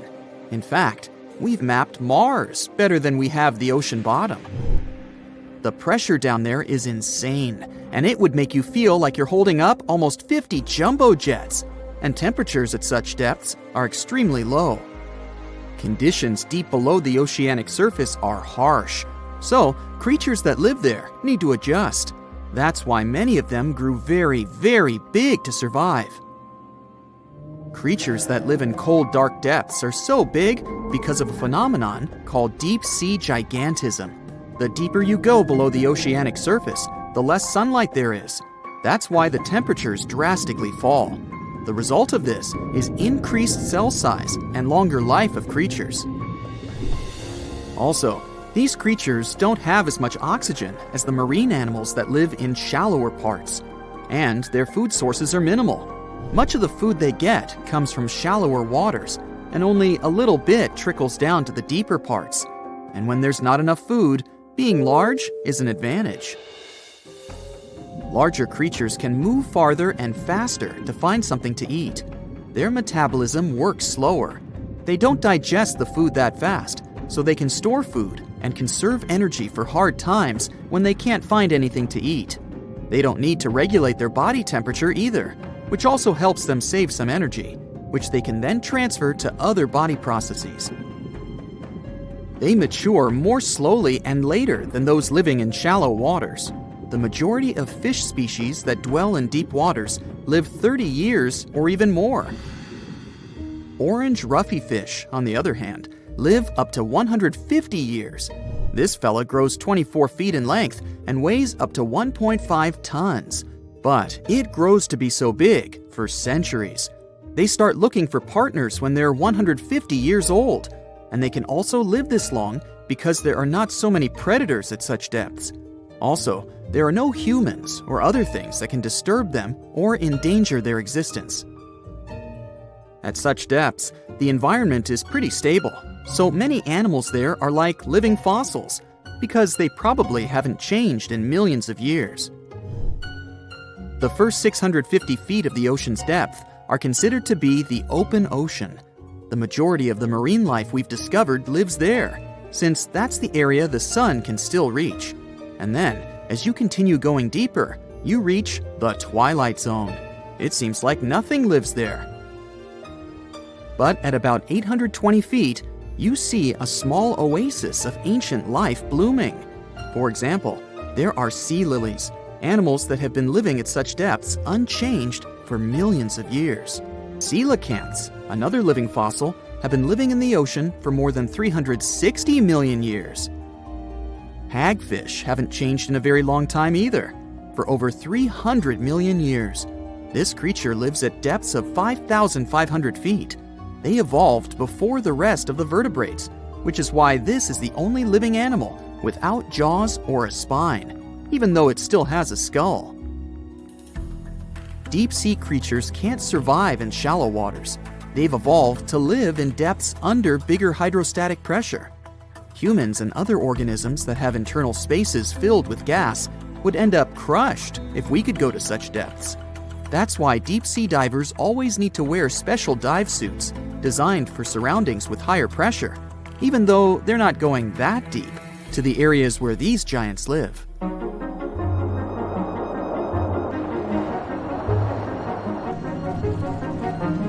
But near Antarctica, you can see gigantism way closer to the surface, like giant sponges, sea slugs, sea spiders the size of a dinner plate, worms, and even some enormous single-celled organisms. They all tend to chill in shallower waters. Scientists are not sure why exactly, but they think it could have something to do with oxygen. Giant species use just a little oxygen, and the waters around Antarctica are pretty rich in it, which means there's hardly any limit to these animals growing bigger and bigger. Back to deep-sea creatures. As mentioned, they had to adjust to strong pressure, so they almost don't have any air gaps in their body at all. They're mostly water-based, and since water is incompressible, which means it's not something you can compress, it helps them stay unaffected at such high pressure. But because of all that, if they were to go up towards the surface, they'd probably swell up, maybe even explode. Just look at the blobfish, the one that takes the title of the ugliest animal in the world. It looks normal deep down below the surface, where its natural habitat is. But when it gets up to the surface, where the pressure is 120 times lower, it changes its shape. The blobfish doesn't have a skeleton or muscles, so without high deep-sea pressure, it ends up being all floppy and saggy. The dark oceanic depths are not just scary to watch, but to listen to as well. In 1997, scientists were trying to find underwater volcanoes located off the South American coast. During their travels, they recorded one of the loudest noises ever registered. It was pretty weird, too. It was so loud, even sensors from more than 3,000 miles away managed to pick it up. They later called it the bloop. It took them 15 years to conclude the sound came from an ice quake. That's when seismic activity breaks frozen ground.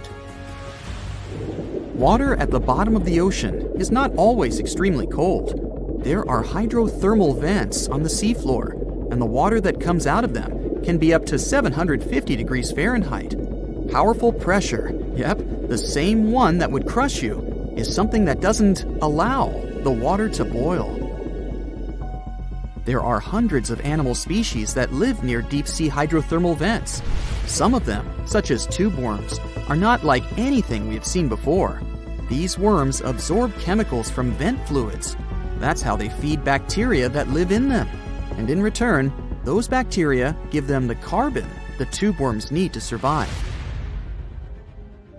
2/3 of all of the coral species scientists discovered live in dark, deep, and extremely cold parts of the ocean. Some even live in parts that are 3 miles deep. They can survive at low temperatures, such as 28 degrees Fahrenheit. Some of these cold water corals are more than 8,000 years old. They form amazing structures that can rise up to 115 feet tall. The deep is not just a mysterious world of unusual creatures. The landscape under the oceanic surface is magnificent too. The canyons hiding there make even the Grand Canyon seem small. For instance, check out the one located in the Bering Sea, the Jemchug Canyon. Its vertical relief is more than 8,500 feet deep. That's huge. The largest ocean waves are not the ones you can see from the shoreline. They occur under the surface, and they're called internal waves. They take place between two water masses that have different densities. They travel at speeds of thousands of miles per hour and can be 650 feet tall. Leopard seals look so cute, don't they? You wouldn't expect a creature with such lovely eyes to harm you, especially since, on TV, seals were always represented as playful animals who like to goof around with humans. But leopard seals are apex predators you shouldn't trust that much. After all, they got the name after a black spotted coat, similar to the one a big cat has. That means they're at the top of the food chain, with rarely any other animal ready to oppose them. It's not that common, but there are known cases where they attacked humans. They're generally more aggressive than other seals. And they're not animals that play well with others. Generally, they prefer to spend time by themselves. The ends of their mouths are permanently curled upward, which looks like they always smile. Since they're solitary animals, finding a partner is harder, so they vocalize to attract it. They even sometimes sing underwater. Dingoes. When you see one, you might think you're looking at an average street dog. But be careful. Dingoes are more closely related to wolves than dogs. They're the biggest land predator in Australia and apex predators. They go after their prey in packs. When they get together, they can confront even bigger animals like the red kangaroo. They generally avoid humans, but when in significant numbers, you should avoid them. Who doesn't love pandas? Because they look so adorable and innocent. They've become a symbol of kindness and peace. Also, they're very lazy since they spend most of their time resting and eating bamboo. Sounds peaceful, but you better not mess with them. If you accidentally cross a panda's territory, or the animal senses you're a danger, it can hurt you. They have strong jaws and claws, and in most cases, they're way stronger than humans. They rarely attack humans, but you're safer knowing that pandas are one of those animals you should leave to enjoy their own peace. Slow loris. These animals are so slow that even when something dangerous is approaching, they just stop moving. And don't let their big wide eyes and tiny nose get you. This creature may be adorable, but its bite is venomous and can get you into a lot of trouble. Scientists say slow loris tends to mimic a cobra. It's one of the few venomous mammals in the animal kingdom. And they don't secrete the venom in their mouth like a majority of other animals. Their secret lies in a sweat gland on their arms. So when you think about it, it's not a cute teddy bear, but more like a real little monster. The same goes with koalas. They look so calm, but they'll also attack you if they see you as a threat. It's not that they're typically dangerous animals. They spend most of their time high in eucalyptus trees, since they sleep 22 hours a day. And if you came across a koala in the wild, the animal would probably just climb higher so it could avoid you. But if it felt threatened, it would most likely use its teeth and claws as a defense. A swan does not only look delicate and graceful, but romantic too. Many associate swans with true love, but in their case, love hurts because these animals could really harm you. If they see you as a potential danger, they'll do whatever it takes to protect themselves and especially their young. First, they will start hissing like a cat and then flap their giant wings. You should already be running at this point because they can use their strong beaks to pull, bite, and hit with their powerful wings. Platypus. This one looks a bit like a mythical creature and a combination of different animals. Take a look at its webbed feet and the snout. Definitely a duck, right? It has the fur of an otter and a paddle tail like a beaver, and they look so graceful when you see them swimming underwater using their webbed front feet, but they're not so elegant while walking on land. You see their nails come out so they can walk better. Also, the males are venomous. You can see sharp stingers on the heels of their rear feet. And remember, they'll use them for self-defense. Poison dart frog. A toad looks way more dangerous than this small charming one that looks surprisingly beautiful, considering it's a frog. But in reality, a toad is just not that good looking. It won't harm you, unlike a poison dart frog. There are over 100 poison dart frog species, and they all have different toxicity levels. The golden one is the most dangerous, that can take down 10 humans if they only touch it. A hedgehog has a special place in most people's hearts. Looking at this cute creature curling up like a little ball and running so innocently. But it's still a prickly animal that uses the spikes when it feels it needs to defend itself from something dangerous. Its quills can puncture your skin, and well, that hurts. The anteater. With their warm, benign eyes, anteaters look so harmless. They don't even have teeth to defend themselves and hurt us. But they do have claws. They mostly use them to get food, but they won't hesitate to use them when they believe you could harm them. Also, did you know their tongues are covered in spikes? Yup, that's their main tool for collecting food. And their tongue can be up to 2 feet long. It's long and narrow, so anteaters can easily maneuver it down into some pretty narrow spaces to look for termites and ants for lunch.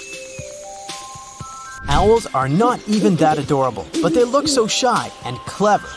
Plus, you'd never say they even pay any attention to you. But what can really make them mad is if you come closer and interfere with their nests. They have big, sharp claws, so it's not an animal you want to mess with. They can rotate their heads 270 degrees, so even if you're coming from their back, don't think they won't see you. Kangaroos aren't generally those animals that go around looking for trouble, but if you face them, they're not afraid to stand up for themselves and show you who's in charge. They can go after a human as if it's another kangaroo.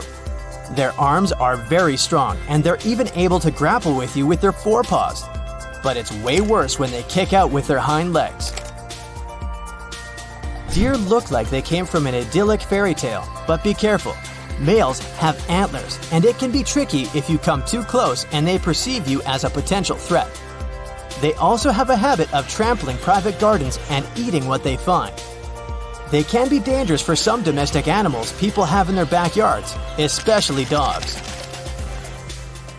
Red foxes can't harm us looking like that, right?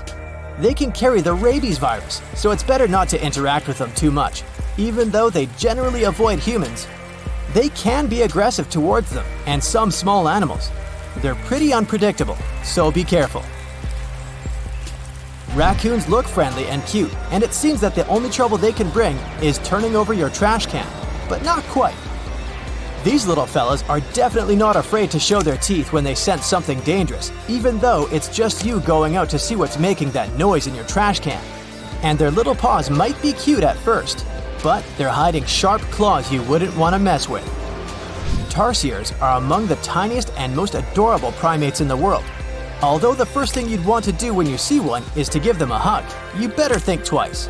They're not outright dangerous, but they're not fans of humans trying to touch them, so they can react pretty neurotically if that happens. Better admire them from a distance. To see the strangest and scariest thing hiding in swamps, you need to go to France, to the nature reserve of Sting. If you go to this place alone, unaware of what awaits you, you will remember what you'll see there for the rest of your life, and it will haunt you in nightmares for a long time. So, imagine you come to these marshes by car. It's early morning, nature is waking up, and a cool breeze is blowing. You carefully go through the grass and come out to the green swamps. At this moment, you notice a silhouette. The creature is on the shore, leaning over the water. It looks like a human. It's squatting. Its legs are long like those of a grasshopper, and its thin arms resemble tree branches. This skinny creature is completely covered with mud and green algae. It's sitting right there, and it looks much bigger than you. You slowly step back in horror, hoping the strange swamp monster won't notice you. Then, you see another similar creature lying on the grass. There are several of them. Your heart is pounding so loudly that you're afraid the monsters will hear the sound. Fortunately, you manage to get into the car unnoticed and drive away from there. You've just seen Homo algus, swamp creatures that consist of algae and mud. Yes, they do look creepy, but don't worry, they're not alive. They're statues made by one architect. She wanted to show the importance of swamps in the natural world with the help of her creations. People associate swamps with something terrible, but in reality, they're huge reserves of fresh water and a habitat for thousands of living beings. Life starts and ends in swamps, and of course, loads of scary myths and fairy tales appear around these places. The sculptor decided to combine natural features and creepy folklore into these statues. The color, texture, and coating of Homo algus change over time with the surrounding landscape. The next mysterious thing is the one you can only see at night. It's a strange, rare phenomenon called fool's fire, or spooky lights. So, you're driving along a highway between two small British towns. The moon is shining brightly, and you decide to go off the road and wander around a swampy area. You leave the car and notice a strange orange ball floating right above the water. This ball flies in different directions and seems to lure you closer. Perhaps it's a person with a kerosene lamp calling for help. Two more balls appear next to it. You get scared. Don't try to go in their direction. Otherwise, you'll get into a trap. It's dangerous to walk through the swamps. For centuries, people have seen this phenomenon. Many went towards such balls because they thought it was someone who needed help, but those who approached Fool's Fire never came back. Previously, people thought that these were some mystical creatures from another world, but today, science can explain the nature of this phenomenon. Bioluminescent fungi and algae grow in swampy places and can glow blue in the dark. From afar, they can create an illusion of an orange ball. Wind and water shake these algae, and it seems like they're flying through the air. Also, swamps contain many plant materials: grass, clay, leaves, and branches. All this decomposes and releases methane. As soon as this substance comes into contact with the air, it ignites and rises in the form of a fireball. Now we're in Alabama, near the town of Prattville. Here, there are swamps that are popular among teenagers. Young guys and girls come here to meet with phantoms and some fantastic monsters. Of course, these are all fairy tales and legends people like telling each other. But sometimes, locals hear a strange noise coming from the swamp's depths. It sounds as if something heavy falls on something solid. So imagine a small town, curious teenagers, creepy tales and legends, and a place called Bear Creek Swamp. All these are the perfect elements for an excellent horror movie. And here's how it could start. In 2014, the county sheriff was driving between towns on a dirt road past these swamps. It was Tuesday morning. From the corner of his eye, he noticed something strange sticking out of the green water. He stopped the car, got out, and saw a creepy picture. Bamboo stakes were sticking out of the swamp, and 21 dolls were impaled on them. Most of them were porcelain. They looked expensive and antique. Indeed, this collection was worth a lot of money, but someone left them in the swamp in such a terrible state. Their faces and hair were covered with white paint, as if someone wanted to erase their smiles and eyes. The sheriff decided it was some kind of sinister Halloween joke and thought nothing of it. He returned to the office and told his colleagues about his discovery. Then, one of the police officers took a photo of the dolls and posted it on the internet. It became viral.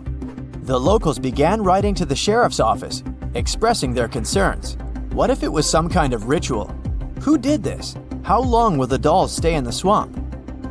After this kind of reaction, several officers took a canoe and sailed for 30 minutes to get to the dolls.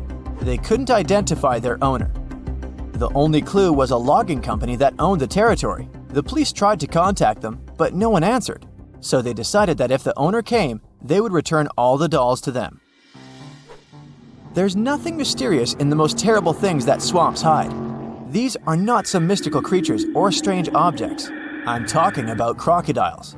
And now, we will go to the one place where they pose the greatest danger. This is Ramri Island in Southeast Asia. While passing through these swamps, you won't see anything suspicious at first. But soon, you will notice that everything has become quiet.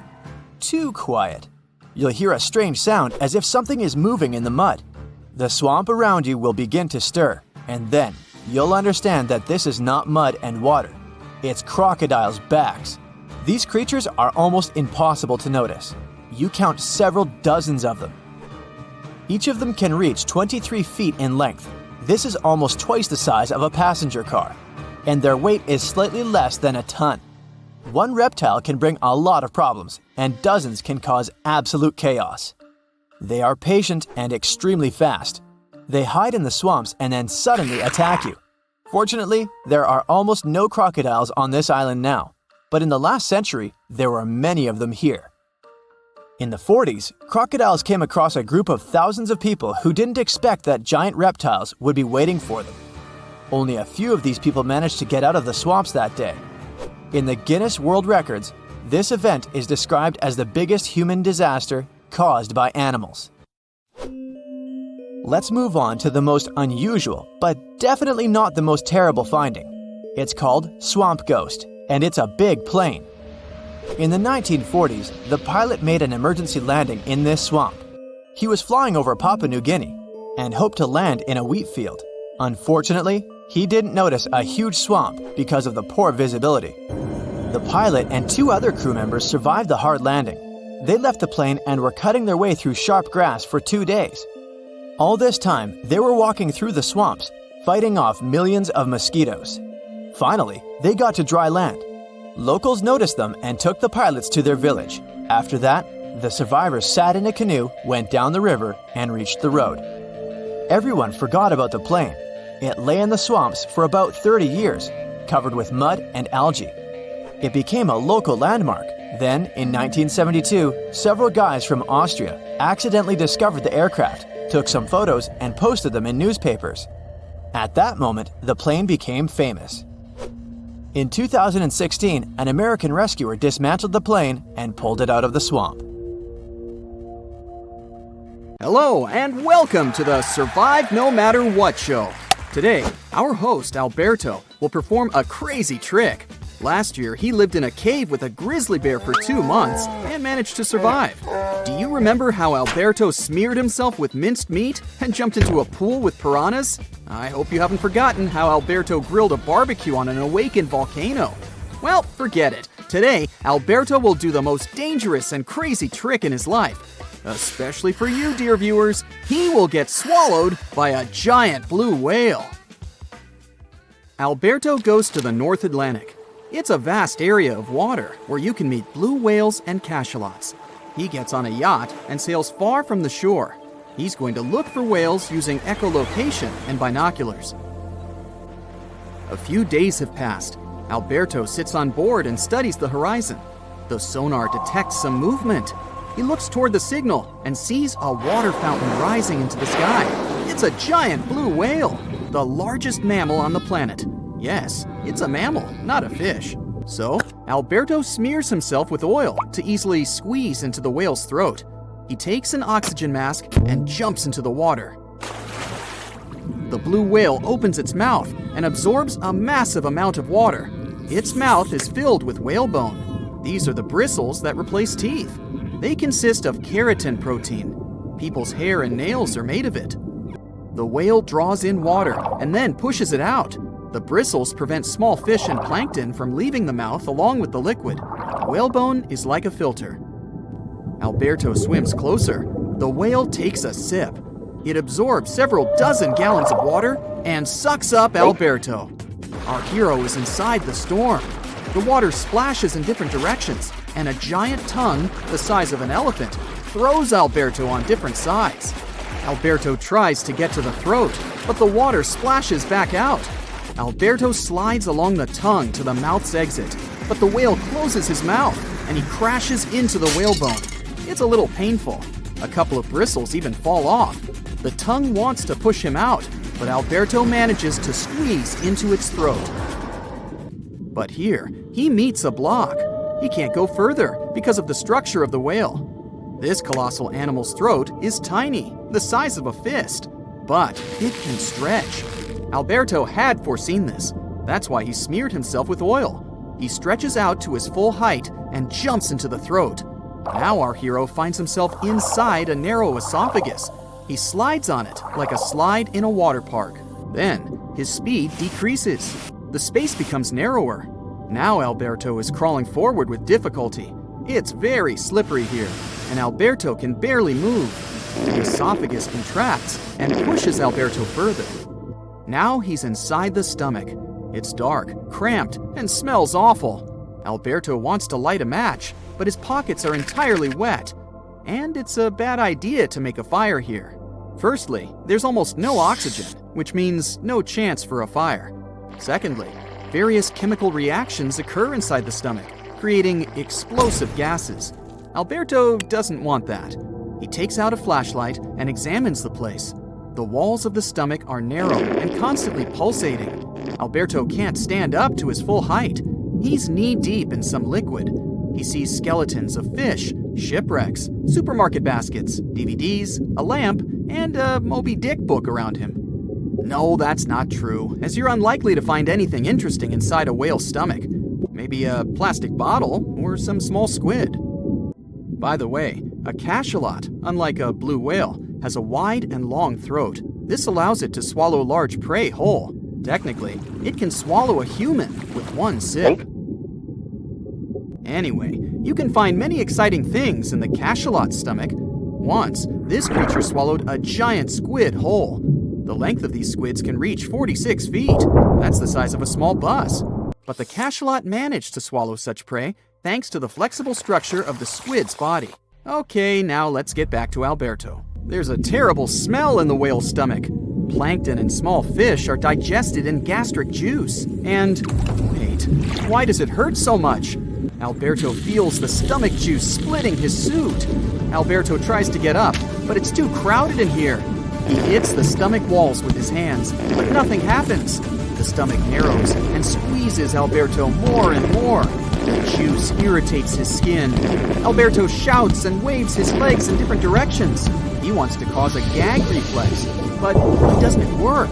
Alberto is desperate, and he doesn't know what to do. It seems that this is his last adventure. He closes his eyes and takes a deep breath. Stop. A deep breath. Precisely! Alberto opens the oxygen tank and fills the stomach with fresh air. Now the whale begins to bloat and is filled with gas. The stomach is throbbing, the juice is foaming, and it seems a storm is coming. The walls contract so much that they squeeze Alberto out through the esophagus. Together with the remains of fish and juice, he moves forward. The esophagus is getting narrower. Alberto finds it hard to breathe, but he sees the light at the end of the tunnel. The whale spits him out.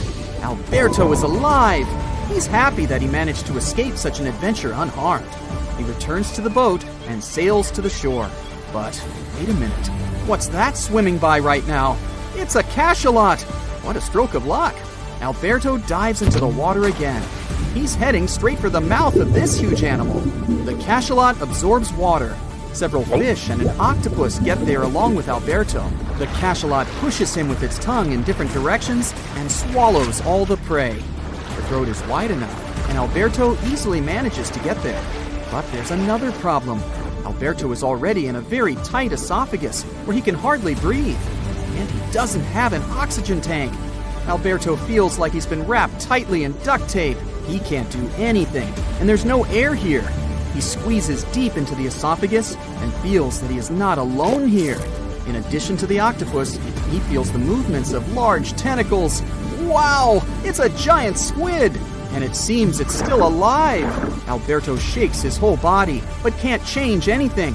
He loses consciousness. The stomach walls are pressing on his face. At this point, Alberto bites it. An earthquake begins. All that lay in the stomach comes out. Finally, Alberto is outside. A colossal squid swims away as far as possible. It seems it hasn't understood what happened to it. Our hero climbs onto the yacht. He's the happiest person on the planet right now. He starts the engine and heads to the shore. You must understand that Alberto's story is purely hypothetical. Of course, in reality, a whale wouldn't be able to swallow a human. Reports that a person ended up in a whale's stomach are overgrown with myths and legends. Yes, there were cases when people got into their giant mouths, but they didn't go through the throat. One day a diver got there, but he miraculously survived thanks to scuba diving equipment that helped him breathe. Another case occurred with people who were kayaking. When a humpback whale catches fish, it swims up to the surface with its mouth open. It's like a grid that rises from below. Those guys on the kayaks were too close and fell into the whale's mouth. Anyway, don't worry, a whale can't swallow you. It's impossible. But it is possible for a cachalot. The good news is that this is a rare animal. The probability of getting into its stomach is 1 in a billion. It's more likely that a meteorite will fall near you. Most people on Earth will never see a cachalot in real life. These animals swim worldwide in open oceans, but spend most of their time at a depth of about 10,000 feet. That's 10 times the height of the Eiffel Tower, but just in the ocean. You're going to Ilha de Queimada Grande, one of the most dangerous islands in the world. There, you find yourself among rainforests, huge rocks, and grasslands. The place is home to birds, locusts, and giant cockroaches. But there's one more animal, and because of it, the island got its notorious reputation. Snakes live there, and a lot of them. So many that the place is also known as Snake Island. Will you survive there? Located just 20 miles away from the coast of Brazil, the island has an area of 43 hectares, or over 100 acres. It probably got cut off from the mainland after the last ice age. The snakes were also separated from most other animal species. They didn't have competitors and had an unlimited source of food. In such a small area, there are up to 4,000 snakes. That's one snake for every 10 square feet. It would be a difficult feat not to come across a snake on this island. Not only is this snake, the golden lancehead, one of the most numerous on the island, but it's also a highly venomous pit viper species. And it's also one of the most venomous in all of Latin America. Its venom is so potent due to the isolation of the species, with only birds sharing the land with them. To catch these birds, the snake's venom needed to become extra strong. And indeed, since they got separated from their distant relatives, their venom has become up to 5 times more powerful. Most of the time, these snakes hide in the trees or amongst leaves on the ground. If you find yourself stranded here, you'll want to keep yourself a safe distance away. Snakes mainly use their sense of smell and rely on vibrations. If you get too close to one, either stand still or slowly walk away. If you make too many vibrations, this will make them feel threatened, causing them to strike. If you spot them a safe distance away, or if you're walking toward tall grass, stamp your feet a couple of times. This will notify snakes of your presence. They won't risk taking down prey larger than they are and will likely slither away. Carrying a stick is always a good idea, just in case you happen to come across a snake accidentally. This way, you'll have an extension of your arm that cannot be bitten. This simple thing might save your life. A A stick with a V shape on the end will give you even more advantage. Even if a snake starts acting aggressively, holding it down will stop it in its tracks. But whatever happens, don't try to pick it up. Okay, but what if you get bitten? The chances are pretty high on this island, of course. First of all, don't try to get the venom out on your own. Make sure you call emergency services immediately. And once help is on the way, apply a wide bandage. A piece of clothing will do if you don't have anything else. Don't try to chase the snake trying to identify the species. Emergency services know how to figure out what venom it is. Now, just keep calm and wait for help. You might be wondering who you can call on this abandoned island. Well, since it's strictly prohibited to visit this place, there are signs advising to stay away all over the island, along with a number you can call if you run into trouble. Let's say you've successfully avoided getting bitten. The next thing to consider is what you can eat there. Snake Island was previously known as Ilha de Queimada Grande, where queimada is Portuguese for forest being lit up, or forest fire. The reason for that was the fact that the entire island was deliberately set on fire to make room for a banana plantation. Unfortunately, the banana business didn't turn out to be a success, probably because farmers got sick and tired of snakes. But some banana trees still thrive today, and they can provide you with some much-needed nutrients. You'll also want some protein in your diet throughout your stay. Luckily, along with the snakes trapped on the island, there are also cockroaches. These giant prehistoric-looking roaches come out at night to feed on plants. Get that barbecue started and enjoy the rare delicacy this island provides. A great way to survive on the island is to avoid it altogether. If by chance you happen to be sailing past, keep in mind that this place was once connected to the mainland. Rocks beneath the waves are very likely to damage the bottom of your boat if you get too close. Make sure you keep an appropriate distance when traveling past. Sure, this island is intriguing, but please remember that no matter how close you get to it, you won't be able to see snakes from the boat. You can only see these creatures if you get close enough, which you really shouldn't do. And it's not only reptiles that make this location dangerous.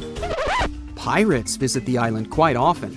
Not the sea shanty singing peg-legged arr pirates, but bio-pirates who come there to capture the very thing that makes it so dangerous.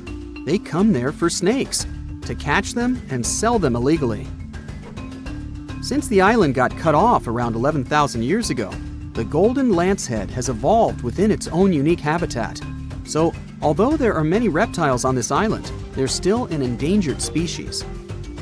Due to their limited numbers, their value is very high, reaching up to $30,000 on illegal markets, which gives biopirates the motivation to catch them.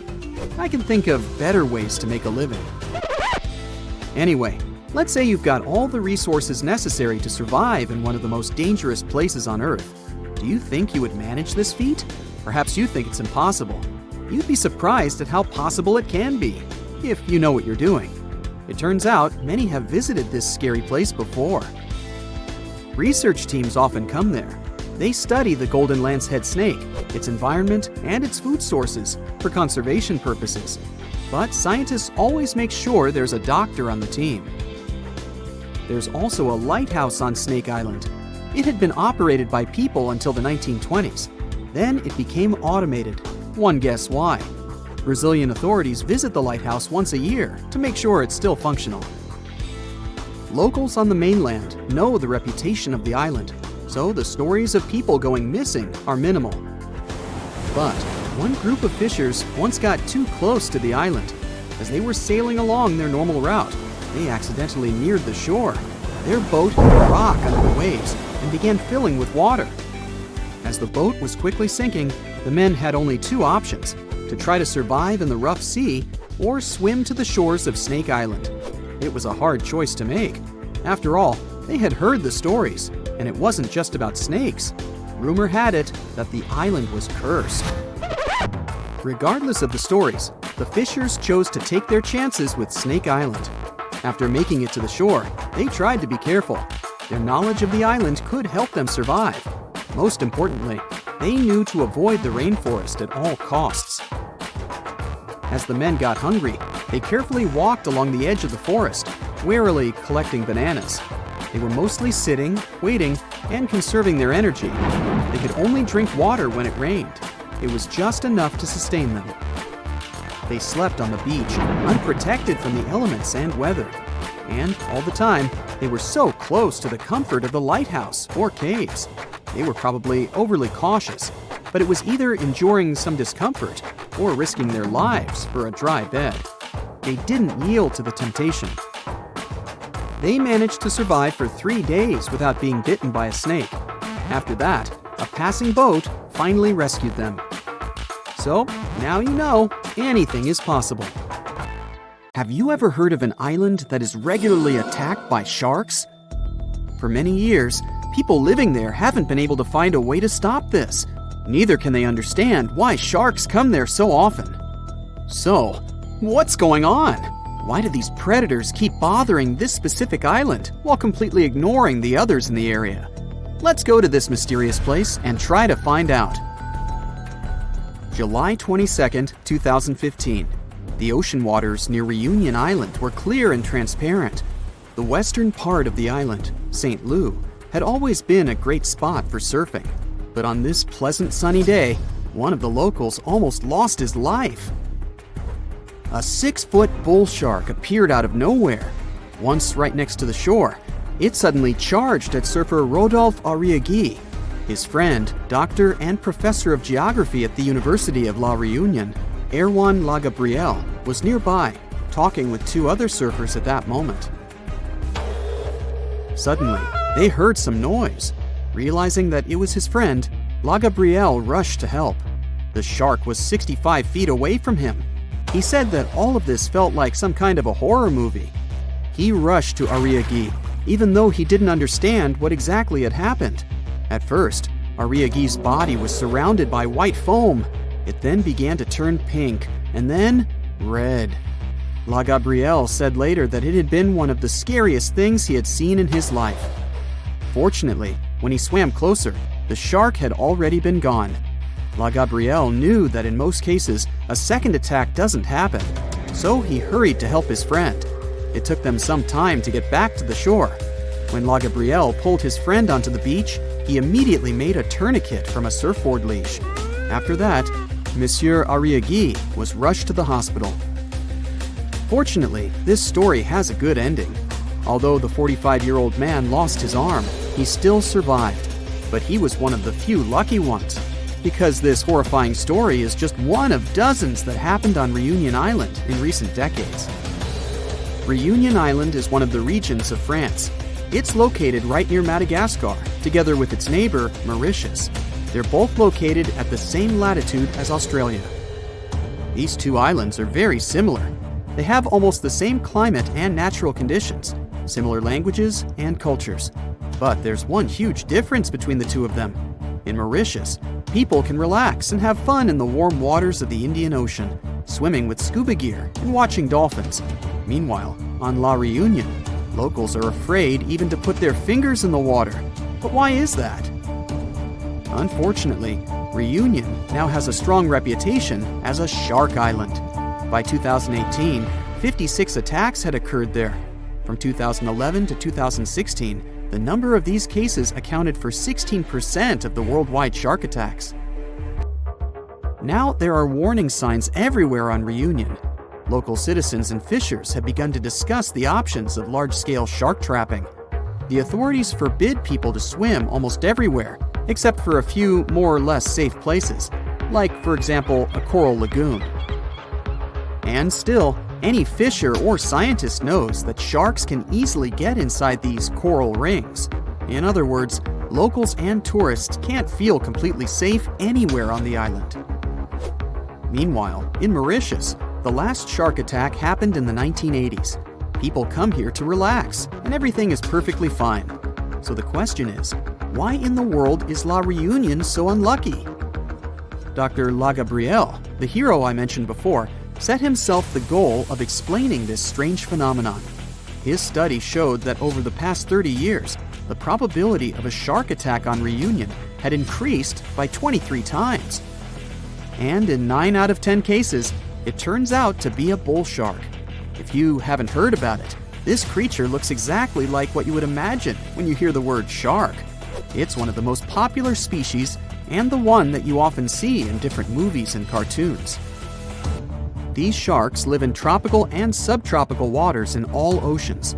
Most often, they're found, yeah, you've probably already guessed, in the southern waters between Australia and South Africa. This place is even nicknamed a shark highway because these predators really like to chill around there. This is also one of the most aggressive shark species, and it's very dangerous for humans. Unfortunately, it's also very tolerant to different water salinity, which means they can basically swim even in fresh water and be totally cool with it. But why do all these Reunion Island attacks happen so often? Well, there are many theories and many different factors that might play their role in all this. Marc Soria, a researcher at the IRD, the French National Institute for Research and Development, decided to conduct a study together with his team. They spent 3 years trying to collect data on 45 tiger sharks and 38 bull sharks living in local waters. The National Research Institute of France supported this study. It was also funded by 3 research foundations: regional, national, and European. That's when you know that the problem is serious. And now, here are the main theories developed by Soria's team and La Gabrielle. The first one is excessive fishing.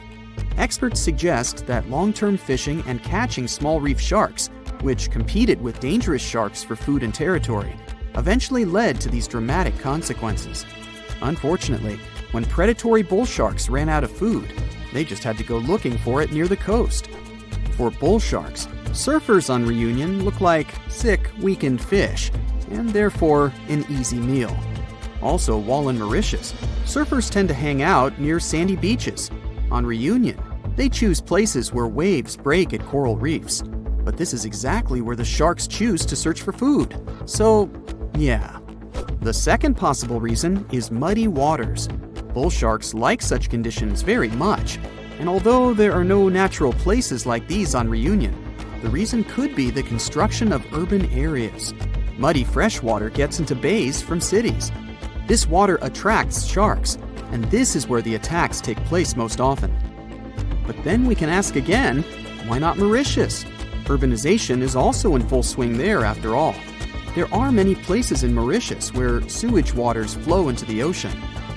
Well, then we can conclude that this is not the only factor. There have to be others.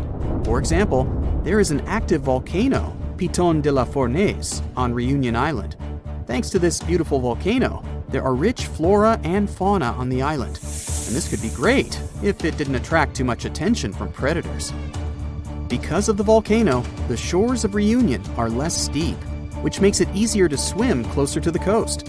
And sedimentary rocks that get washed away from the slopes of the volcano can attract bull sharks. As we already know, these guys love muddy waters. There are some other theories. For example, La Gabrielle suggests that attacks may be connected to an increase in the shark population. Or maybe that's because these creatures become more aggressive during mating periods. Some people assume that all of this could be Mauritius's fault because they banned catching and selling sharks for meat. But Soria and other experts strongly disagree with this. Not many people on both islands bought this meat to make any significant difference. Anyway, this whole situation caused a lot of tension on Reunion. A big part of the population now supports the idea of catching sharks on a large scale. They also built some underwater fences near the island, and the maintenance of these fences costs $1 million a year. It may seem pretty extreme, but drastic times require drastic measures.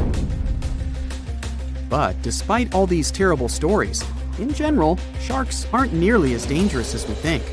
They almost never attack divers, unless a person provokes them. Experienced divers often compare sharks with stray dogs. These animals shouldn't be feared, but should be respected. Anyway, let's hope that La Reunion will be able to solve this problem, and people will be able to swim in its warm, beautiful waters again.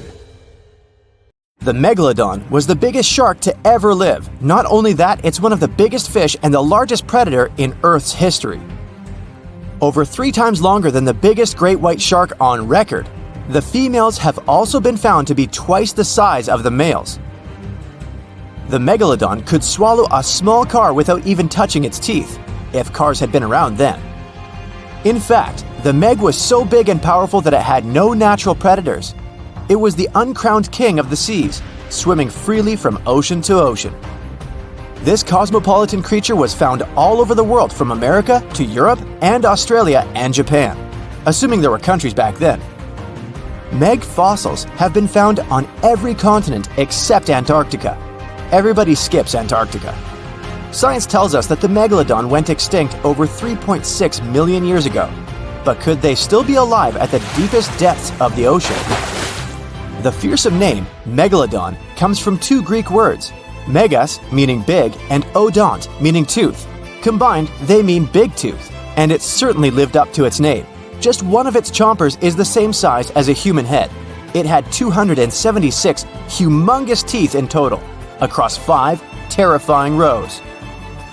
In all of history, only a couple of saber-toothed cats and the T-Rex had consistently bigger teeth. Now that's a showdown I'd like to watch. The megalodon vanished millions of years ago, leaving only huge teeth to be found by modern archaeologists. Only around 80% of the ocean has been explored, so who knows what's lurking at the bottom. If you did manage to make it down, it's unlikely that you'll run into Meg though. The sharks, like us, preferred warm coastal waters. Deep ocean living would be too cold for the beasts, and food would be scarce. Their entire bodies would also have to evolve to avoid being squished by the enormous water pressure down there. It's unlikely that they're still around, but not impossible. Now, about the appearance of the megalodon. Scientists believe it didn't look like a great white shark. The megalodon belongs to a different fish family and most likely looked like a giant sand tiger shark. Flattened snout, small eyes. Its dorsal fin moved backward. The sand shark has 2 dorsal fins about the same size. The coloration is light brown with a white belly. It may have had brown-red spots like a sand shark all over its body. We used to think of the megalodon as something scary from the first finds of its fossils. That was back in the Renaissance era. People found some teeth in the rocks. At first, these teeth were thought to be the tongues of dragons or snakes. And here is the first drawing of what the owner of these teeth supposedly looked like. A massive snout with a scary nose and a bunch of razor-sharp teeth. The megalodon is usually described as a sort of giant great white shark, but this is just a common myth. In fact, the ancestors of today's great white existed at the same time as the Meg. But they weren't the best buddies and were even in competition with each other. The great white shark was a better hunter, using its smaller size and agility to snap up Meg's prey quickly. They were also known to eat Meg pups, who were only half their size. This didn't help the whole extinction thing. We also have evidence that megalodons were brutal hunters, kings of the food chain. The first combat tool in their arsenal was the battering ram. The megalodon would take its prey by surprise. It had only one chance to hit it. If it missed, it would take too long for a second round. The maneuverability of the megalodon was comparable to a large truck. While a great white was no match for an adult Meg in a head-to-head fight, they sure weren't scared of stealing their food. This only left the bigger fish and whales for the Meg. But its food supplies began to run out as the whales swam to the cooler new seas. The whales adapted to prefer the colder temperatures, leaving our friend the Meg behind. The megalodons either starved or were frozen into extinction by the Ice Age. Rather than a great white, the megalodon is more like a modern bull shark. It had a short snout, a flat lower jaw, and huge pectoral fins to support its massive weight and size. As scary as they are, these sharks were actually caring family guys. Several megalodon nursery areas have been discovered in Florida, Maryland, and Panama. They gave birth to their young in shallow water environments. We know this from discovering loads of tiny megalodon teeth found in these areas. I wonder if they had nannies too. But how come there are so many megalodon teeth out there for us to analyze? Due to their messy, aggressive eating habits, sharks regularly lose their teeth. They lose a set of teeth every 1 to 2 weeks. That's 40,000 teeth in a lifetime. They must rake in a fortune from the tooth fairy. Because of this, their teeth were continually raining down to the ocean floor. Luckily for us, they're also the hardest part of the shark skeleton, which is why so many teeth have survived and become fossilized. It's fair to say the first discoveries of the Meg's teeth confused people. Early discoverers thought that the Meg's teeth were petrified tongues of ancient serpent creatures. They even used to call them tongue stones. It's also a common myth that the megalodon was around at the same time as the dinosaurs, although this would have been pretty cool. The dinosaurs were wiped out around 66 million years ago, but the megalodons came much later. The oldest Meg fossil is only around 23 million years old, but it's tricky to pinpoint the exact date. After all, calendars weren't invented yet. They became extinct way before humans even evolved. The earliest Homo sapiens, which is a fancy name for the first humans, emerged about 2.5 million years ago. But what if the megalodon shark didn't go extinct? Whale populations have dropped drastically since these guys were last around, so there'd be way fewer whales for them to chomp down on. Whales have also gotten a lot smarter and learned new defensive moves, making them way harder to take down. It's estimated that they ate around 12 tons of food each day. The Kraken is a colossal squid, a legendary sea monster, the biggest hunk of calamari you ever saw. And if this monster had existed, the world would have changed beyond recognition. The Kraken has powerful tentacles, solid muscles with suckers at the end. They're impossible to escape. The Kraken can break a ship in half, or just pull it down into the depths. But the worst thing about the Kraken is its size. According to old sailors' stories, its size is almost 10 soccer fields. Hey, maybe the Kraken could play soccer. The Kraken legends said the monster was so giant that sailors mistook it for a small island. In past centuries, it would have been impossible to defeat such a beast. If the Kraken existed in reality, it might have had offspring. Yeah. In all the world's oceans, there would be giant monsters that could sink any ship. It's unlikely that the Kraken would have competitors in its habitat, so its population would grow strongly. Since the Kraken is enormous, it would need a lot of food, so the population of other large sea animals would fall significantly. Blue whales, great white sharks, other giant squids, all the big sea creatures would be endangered. The Kraken belongs to the cephalopod genus. This species includes squid and octopus, some of the most intelligent creatures on the planet. The Kraken is a skilled hunter and will never fight in the open. Colossal squids live in deep waters and they have the largest eyes among all animals. The squid's eye is the size of a dinner plate. Thanks to this, they can see their prey from far away.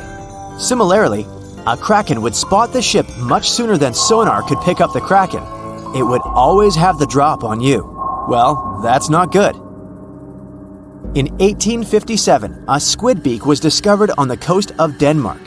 Other huge squid remains were found in the Bahamas, and then scientists were convinced that gigantic squids existed. While colossal squid have been officially discovered since then, it's been more than 100 years and we still don't know what the max size they can grow to. The fact is, colossal squids are one of the most elusive creatures on Earth. They live in the depths of the ocean where it's challenging for scientists to reach. Any dive to a greater depth requires powerful, bulky equipment. Underwater bathyscaphs and cameras make a lot of noise and light, which squids notice from afar. They flee before we can see them. It's difficult to say if these huge squids were the size of a small island, but the truth is, we've only studied about 5% of the ocean. It may be that in its depths, monsters much more terrible than the Kraken swim.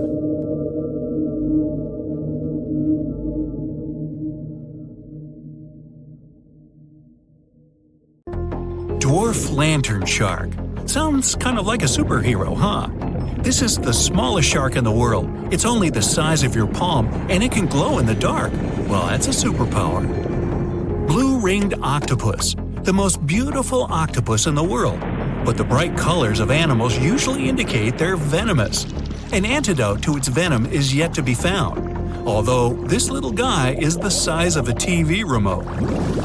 Sarcastic fringehead.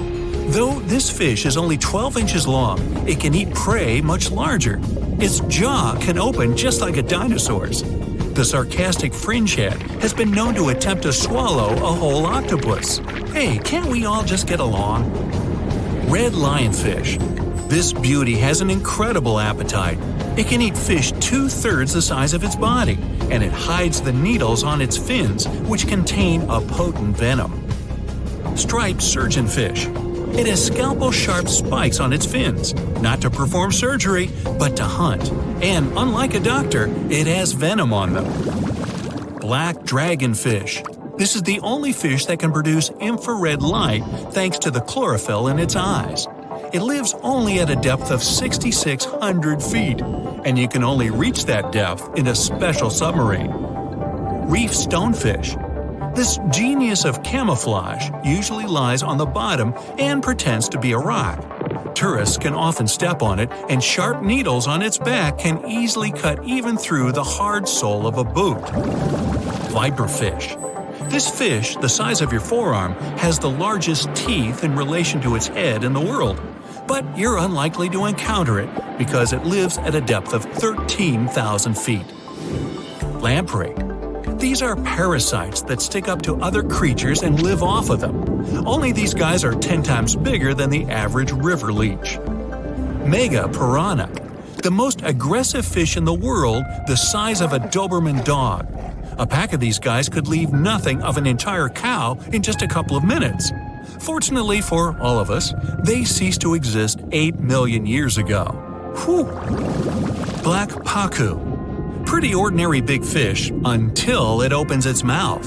It has human-like teeth, and the richest black pacu even had golden dental crowns. Just kidding. Payara, the most dangerous freshwater resident. It can swallow prey half its size. Even piranhas fear this monster.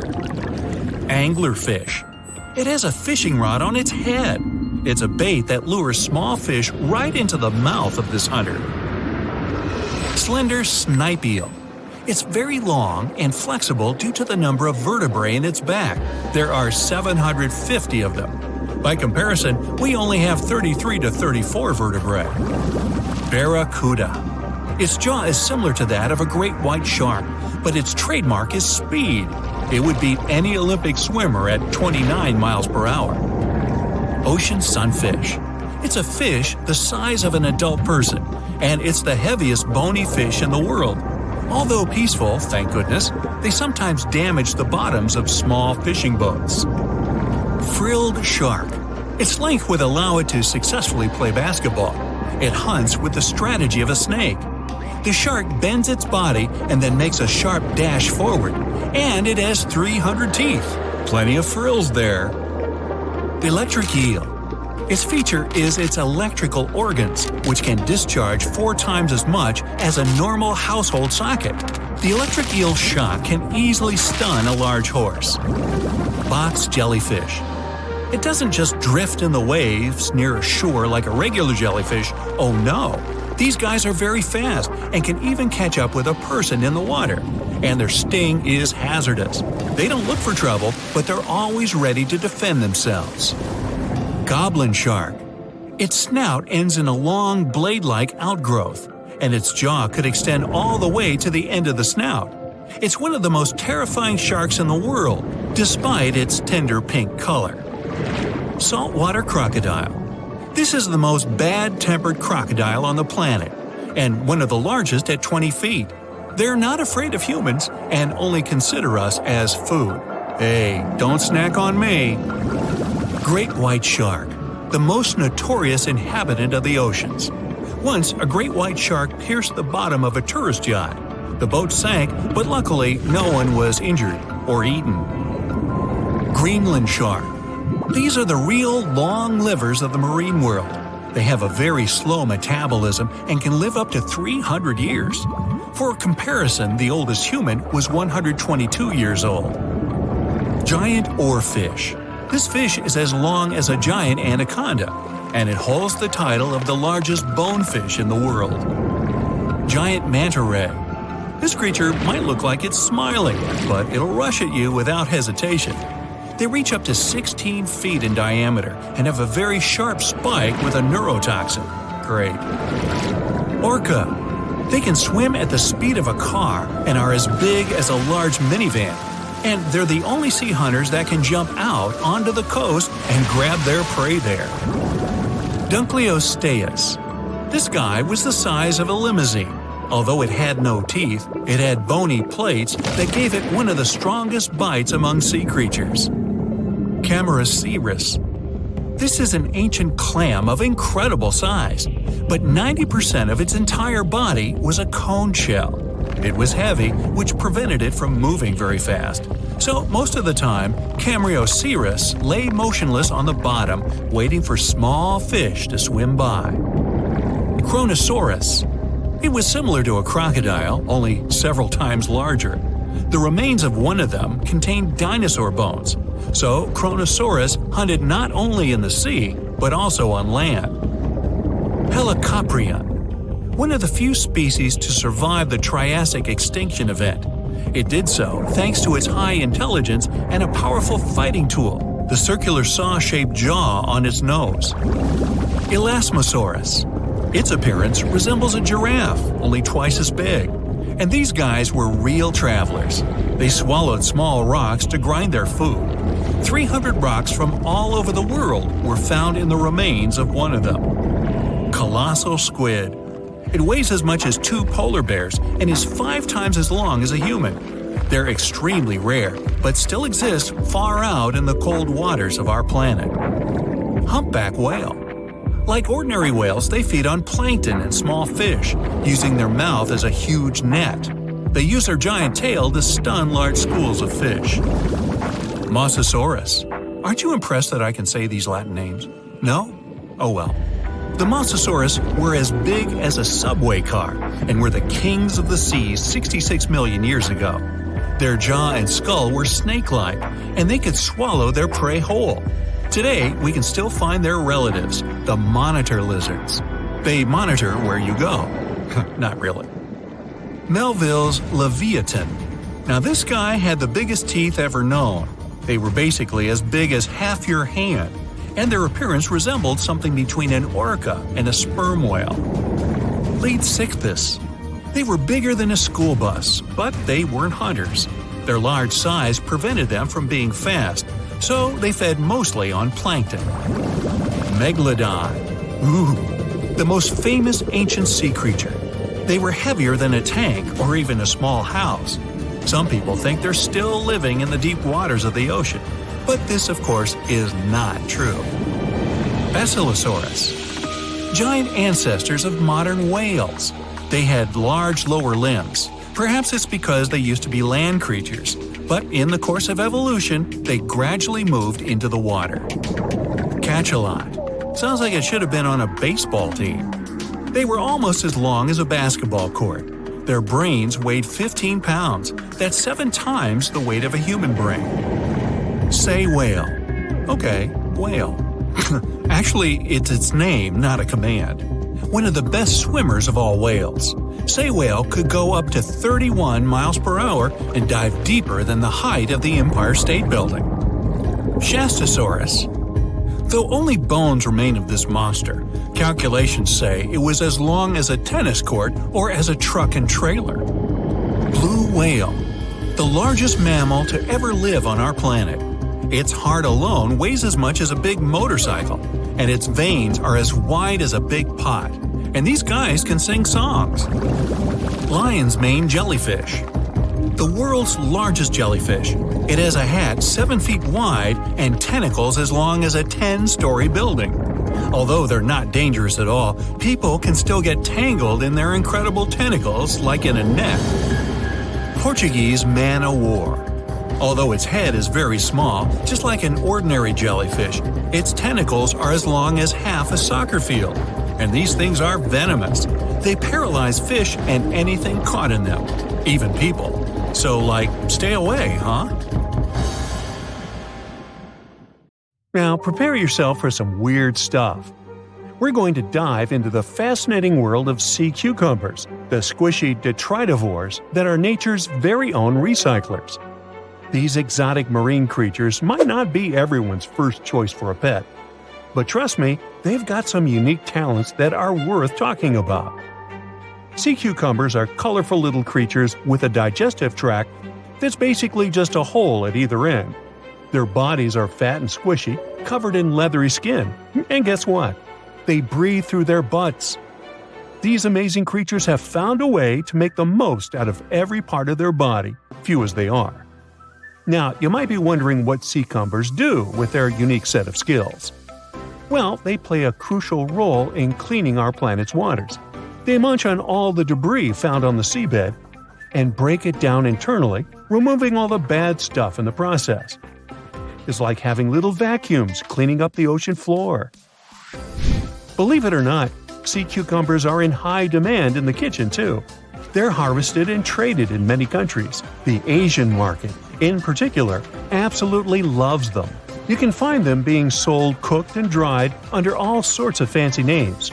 Or, if you prefer a more direct approach, you can just call them sea slugs. Now, here's the fun part. A dried sea cucumber can cost you up to a whopping $1,400 per pound. These squishy delicacies are truly worth their weight. But let's take a step back in time. The tradition of eating sea cucumbers goes way back, more than 1,000 years in Asia to be precise.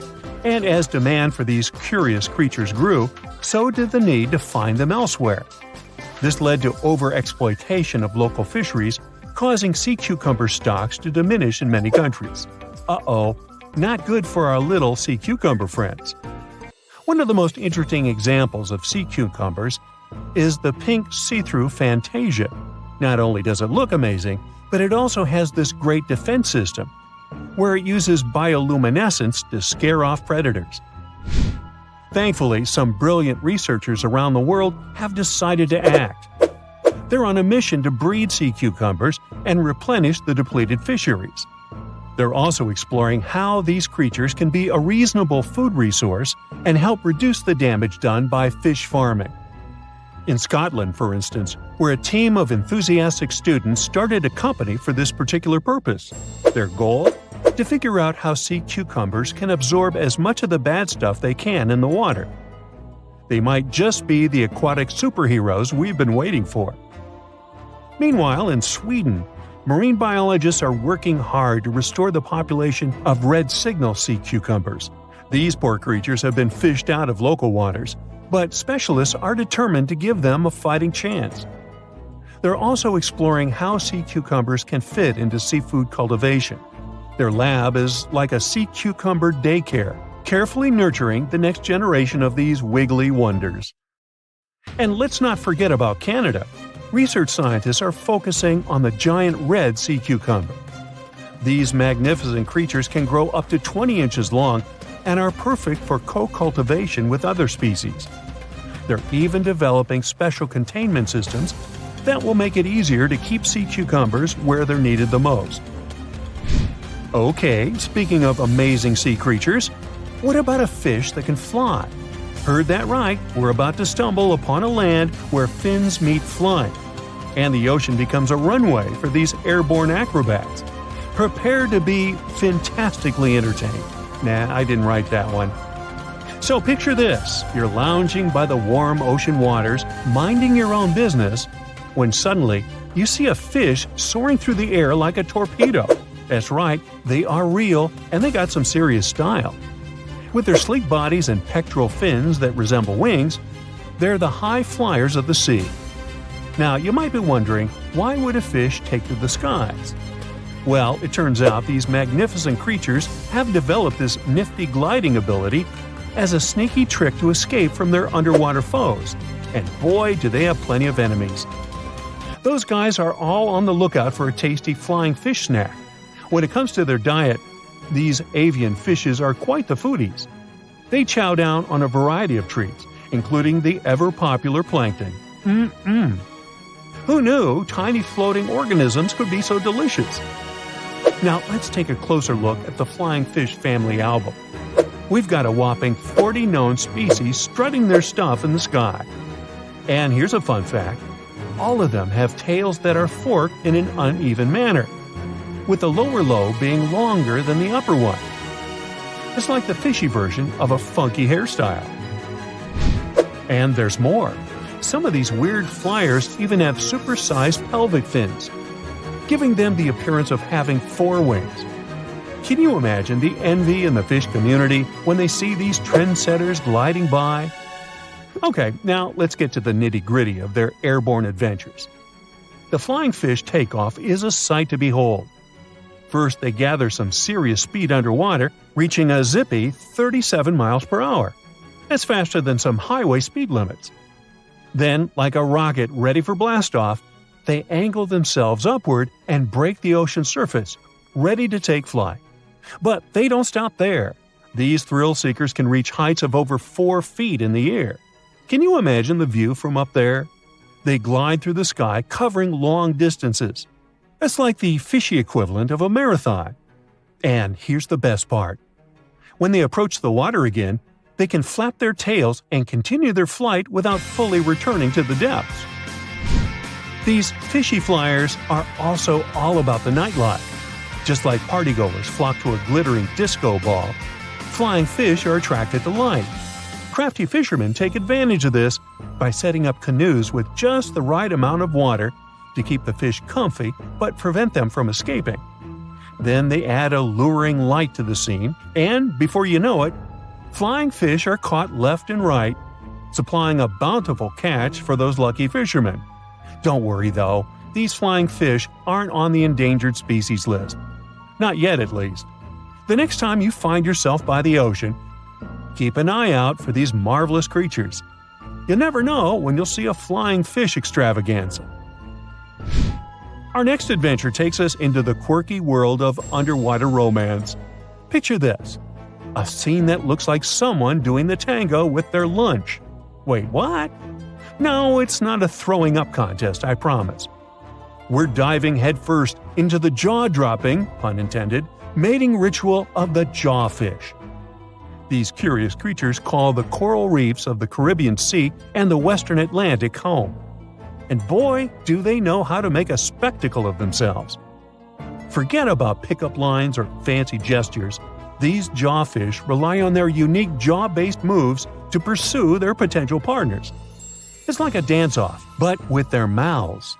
Not only are these fishy fellas skilled in the art of sand scooping, but they also double as diligent parents. Talk about alliteration. Talk about multitasking. The males take their parental duties to the next level by carrying the precious eggs in their giant mouths until they're ready to hatch. It's like they have their own aquatic daycare center going on. When they're not busy nurturing their offspring, these jawfish transform their mouths into fighting tools. That's right, it's time for the Jawfish Fighting Championship. They go head-to-head, or rather mouth-to-mouth, in epic battles of mouth strength and agility. You know the old saying, put your money where your mouth is? Well, these jawfish take it to a whole new level. Whether it's for romance, parroting, or friendly competition, these jawfish show us that sometimes actions do really speak louder than words. They may look like they're having a bad seafood experience, but rest assured, it's just their unique way of finding love and expressing themselves. Most of the ocean is still shrouded in mystery, whether we're talking about dark corners or creatures that are hiding in the depths. But sometimes, it gives us a peek into scary things it hides in its cold, dark depths. Like when you hear on the news that there are some deep-sea creatures washed ashore after a powerful storm once again. Some just look weird, while others are real monsters that live at depths of more than 3,300 feet. The coldest and deepest parts of the ocean have created one specific phenomenon called gigantism. So, sea spiders, squids, worms, and many other animals, mostly invertebrates, or creatures without backbones, they are all way bigger and scarier than the versions we see in the more shallow areas. In the Pacific depths, you can see a sea sponge as large as a minivan. Or what about the colossal squid that lives in subantarctic waters and is nearly 14 times longer than the arrow squid, a type that mostly lives in New Zealand? Researchers found many of these underwater monsters in the abyssal zone of the ocean. Back in 2021, the researchers showed images of the giant phantom jelly. It was at a depth of 3,200 feet. Its tentacles were 33 feet long. Wow, I wouldn't like to face that one on the beach. It probably eats only small fish and plankton, but it can swim to depths of more than 21,900 feet. And down there, this giant jelly doesn't have enough food. How does it survive then? Scientists haven't figured it out yet. And there are even more questions related to the giant squid, the biggest one ever found. This monster is 43 feet long, with a weight of nearly a ton. Imagine if those tentacles would grab your car, or something like that. They would smash it like it was a toy. There's no light in the abyssal zone. Sun rays just can't penetrate that deep. So there's no algae or underwater plants there. Local animals mostly eat snow. Marine snow is not like the regular one you build a snowman with. It consists of any small flakes or remains that fall from the surface of the ocean. Maybe even some leftovers that animals up there couldn't eat. So it's not much. But apparently, it's enough for very large creatures that hide deep down there, like giant squids. Squids that generally live at such depths don't bother going after their prey. They just wait until the poor animal swims right up to their long tentacles and falls into a trap. It may not be the best method ever, because not many animals will even swim into these dark, cold parts. But it's the method that saves energy. A giant squid eats only 1 ounce of fish daily, which is approximately 45 calories. That's nearly 50 times fewer calories than an average person should eat per day. So when a squid gets 1 fish, it saves it for a couple of days. I hope giant squids won't get the idea to go to the surface and look for food when there's not enough of it in the abyssal zone. And I hope even more that giant Greenland sharks won't get that same idea. You can find them at depths of up to 7,200 feet. They're twice as slow as we usually walk. They swim at a speed of 1.12 feet per second. Their slowness is part of the energy-saving mechanism that creatures down there need to survive. But they can speed up in the form of short bursts when they need to catch prey. But they kinda change their diet from predator to scavenger, considering their environment. There will be more leftovers falling from the surface than animals to go after. Greenland sharks grow just 0.4 inches per year, and they're mostly 20 feet long, which means they live for a very long time, sometimes up to 400 years. They also have a slow metabolism, and that's one of the main factors for their long life, too. Greenland sharks like to spend their time in cold waters. They're adapted to that, since their tissues have specific chemical compounds that prevent the forming of ice crystals all over their body. That means they have some sort of natural antifreeze. So what makes them so big? Scientists are still not sure, but some theories try to explain it. There's this thing called Kleiber's rule that says bigger animals tend to be more efficient. Just take a small fish and compare it to a whale with a mass hundreds of times bigger. The whale has a greater metabolism. It conserves energy more efficiently and loses less of it to the surroundings through heat. Moving on, bigger animals can ingest bigger prey. They're more likely to go through tough issues in their environment or defend themselves from predators going after them. Also, the body gets bigger when temperatures are lower. The Greenland shark is a perfect example. So are giant sea spiders. Sea spiders are generally common, and you find some very small ones at 0.04 inches. But in deeper parts of the Antarctic, they become 3-foot-long giants. They grow so big because the cold water has more oxygen. That way, more of it diffuses into the animal's body, and that allows it to grow bigger. Yeah, both as a creature and a nightmare. And how about this giant tube worm? Researchers found it accidentally while they were exploring the mysteries of the Pacific Ocean floor. They stumbled upon unusual hydrothermal vents. Volcanic heat is a thing that gets them going. As water seeps down through faults or cracks in the rock, these vents change their direction. When the water gets out of the vent, it's rich in different minerals and chemicals. Most animals wouldn't survive being around this toxic soup of chemicals, but not these tube worms. They came as a true surprise, because not only are they not bothered by these toxic vents and the almost boiling temperature of the water, but they developed entire ecosystems there. They're unique because they don't need sunlight to survive. Instead, small bacteria are their main source of energy. That bacteria gets their energy directly from these toxic chemicals. So it's not photosynthesis, but a process called chemosynthesis. And these tube worms don't have mouths. These bacteria live inside them. Strange story, huh? Plus, these scary worms reach up to 8 feet. Giant isopods are no better either. They lurk at the depths of the ocean of 1,640 feet or more below, far away from the sunlight, looking like some monstrous wood lice. They spend most of their time on the seabed, hoping to find some food falling from higher levels of the ocean. Check out their small hooked claws at the ends of their legs. Isopods use them to remain more stable while moving around the ocean floor. Since there's no light, they have long antennae that help them feel their way around. These sensory antennas are about half the length of their body. Giant isopods have pretty big eyes compared to their body size, too. They can grow over 12 inches from head to tail. And these fellas are really patient. Remember how we said animals down there rarely get food? Sometimes they need to wait for years to get a proper meal. That's why their metabolism is amazingly slow. 5 years later. They can go for 5 years without eating anything. Imagine that. I get hungry just talking about this. In 2006, a biologist did research to compare the differences between the shallows and the deep sea regions. He realized the deep sea mirrors the island rule.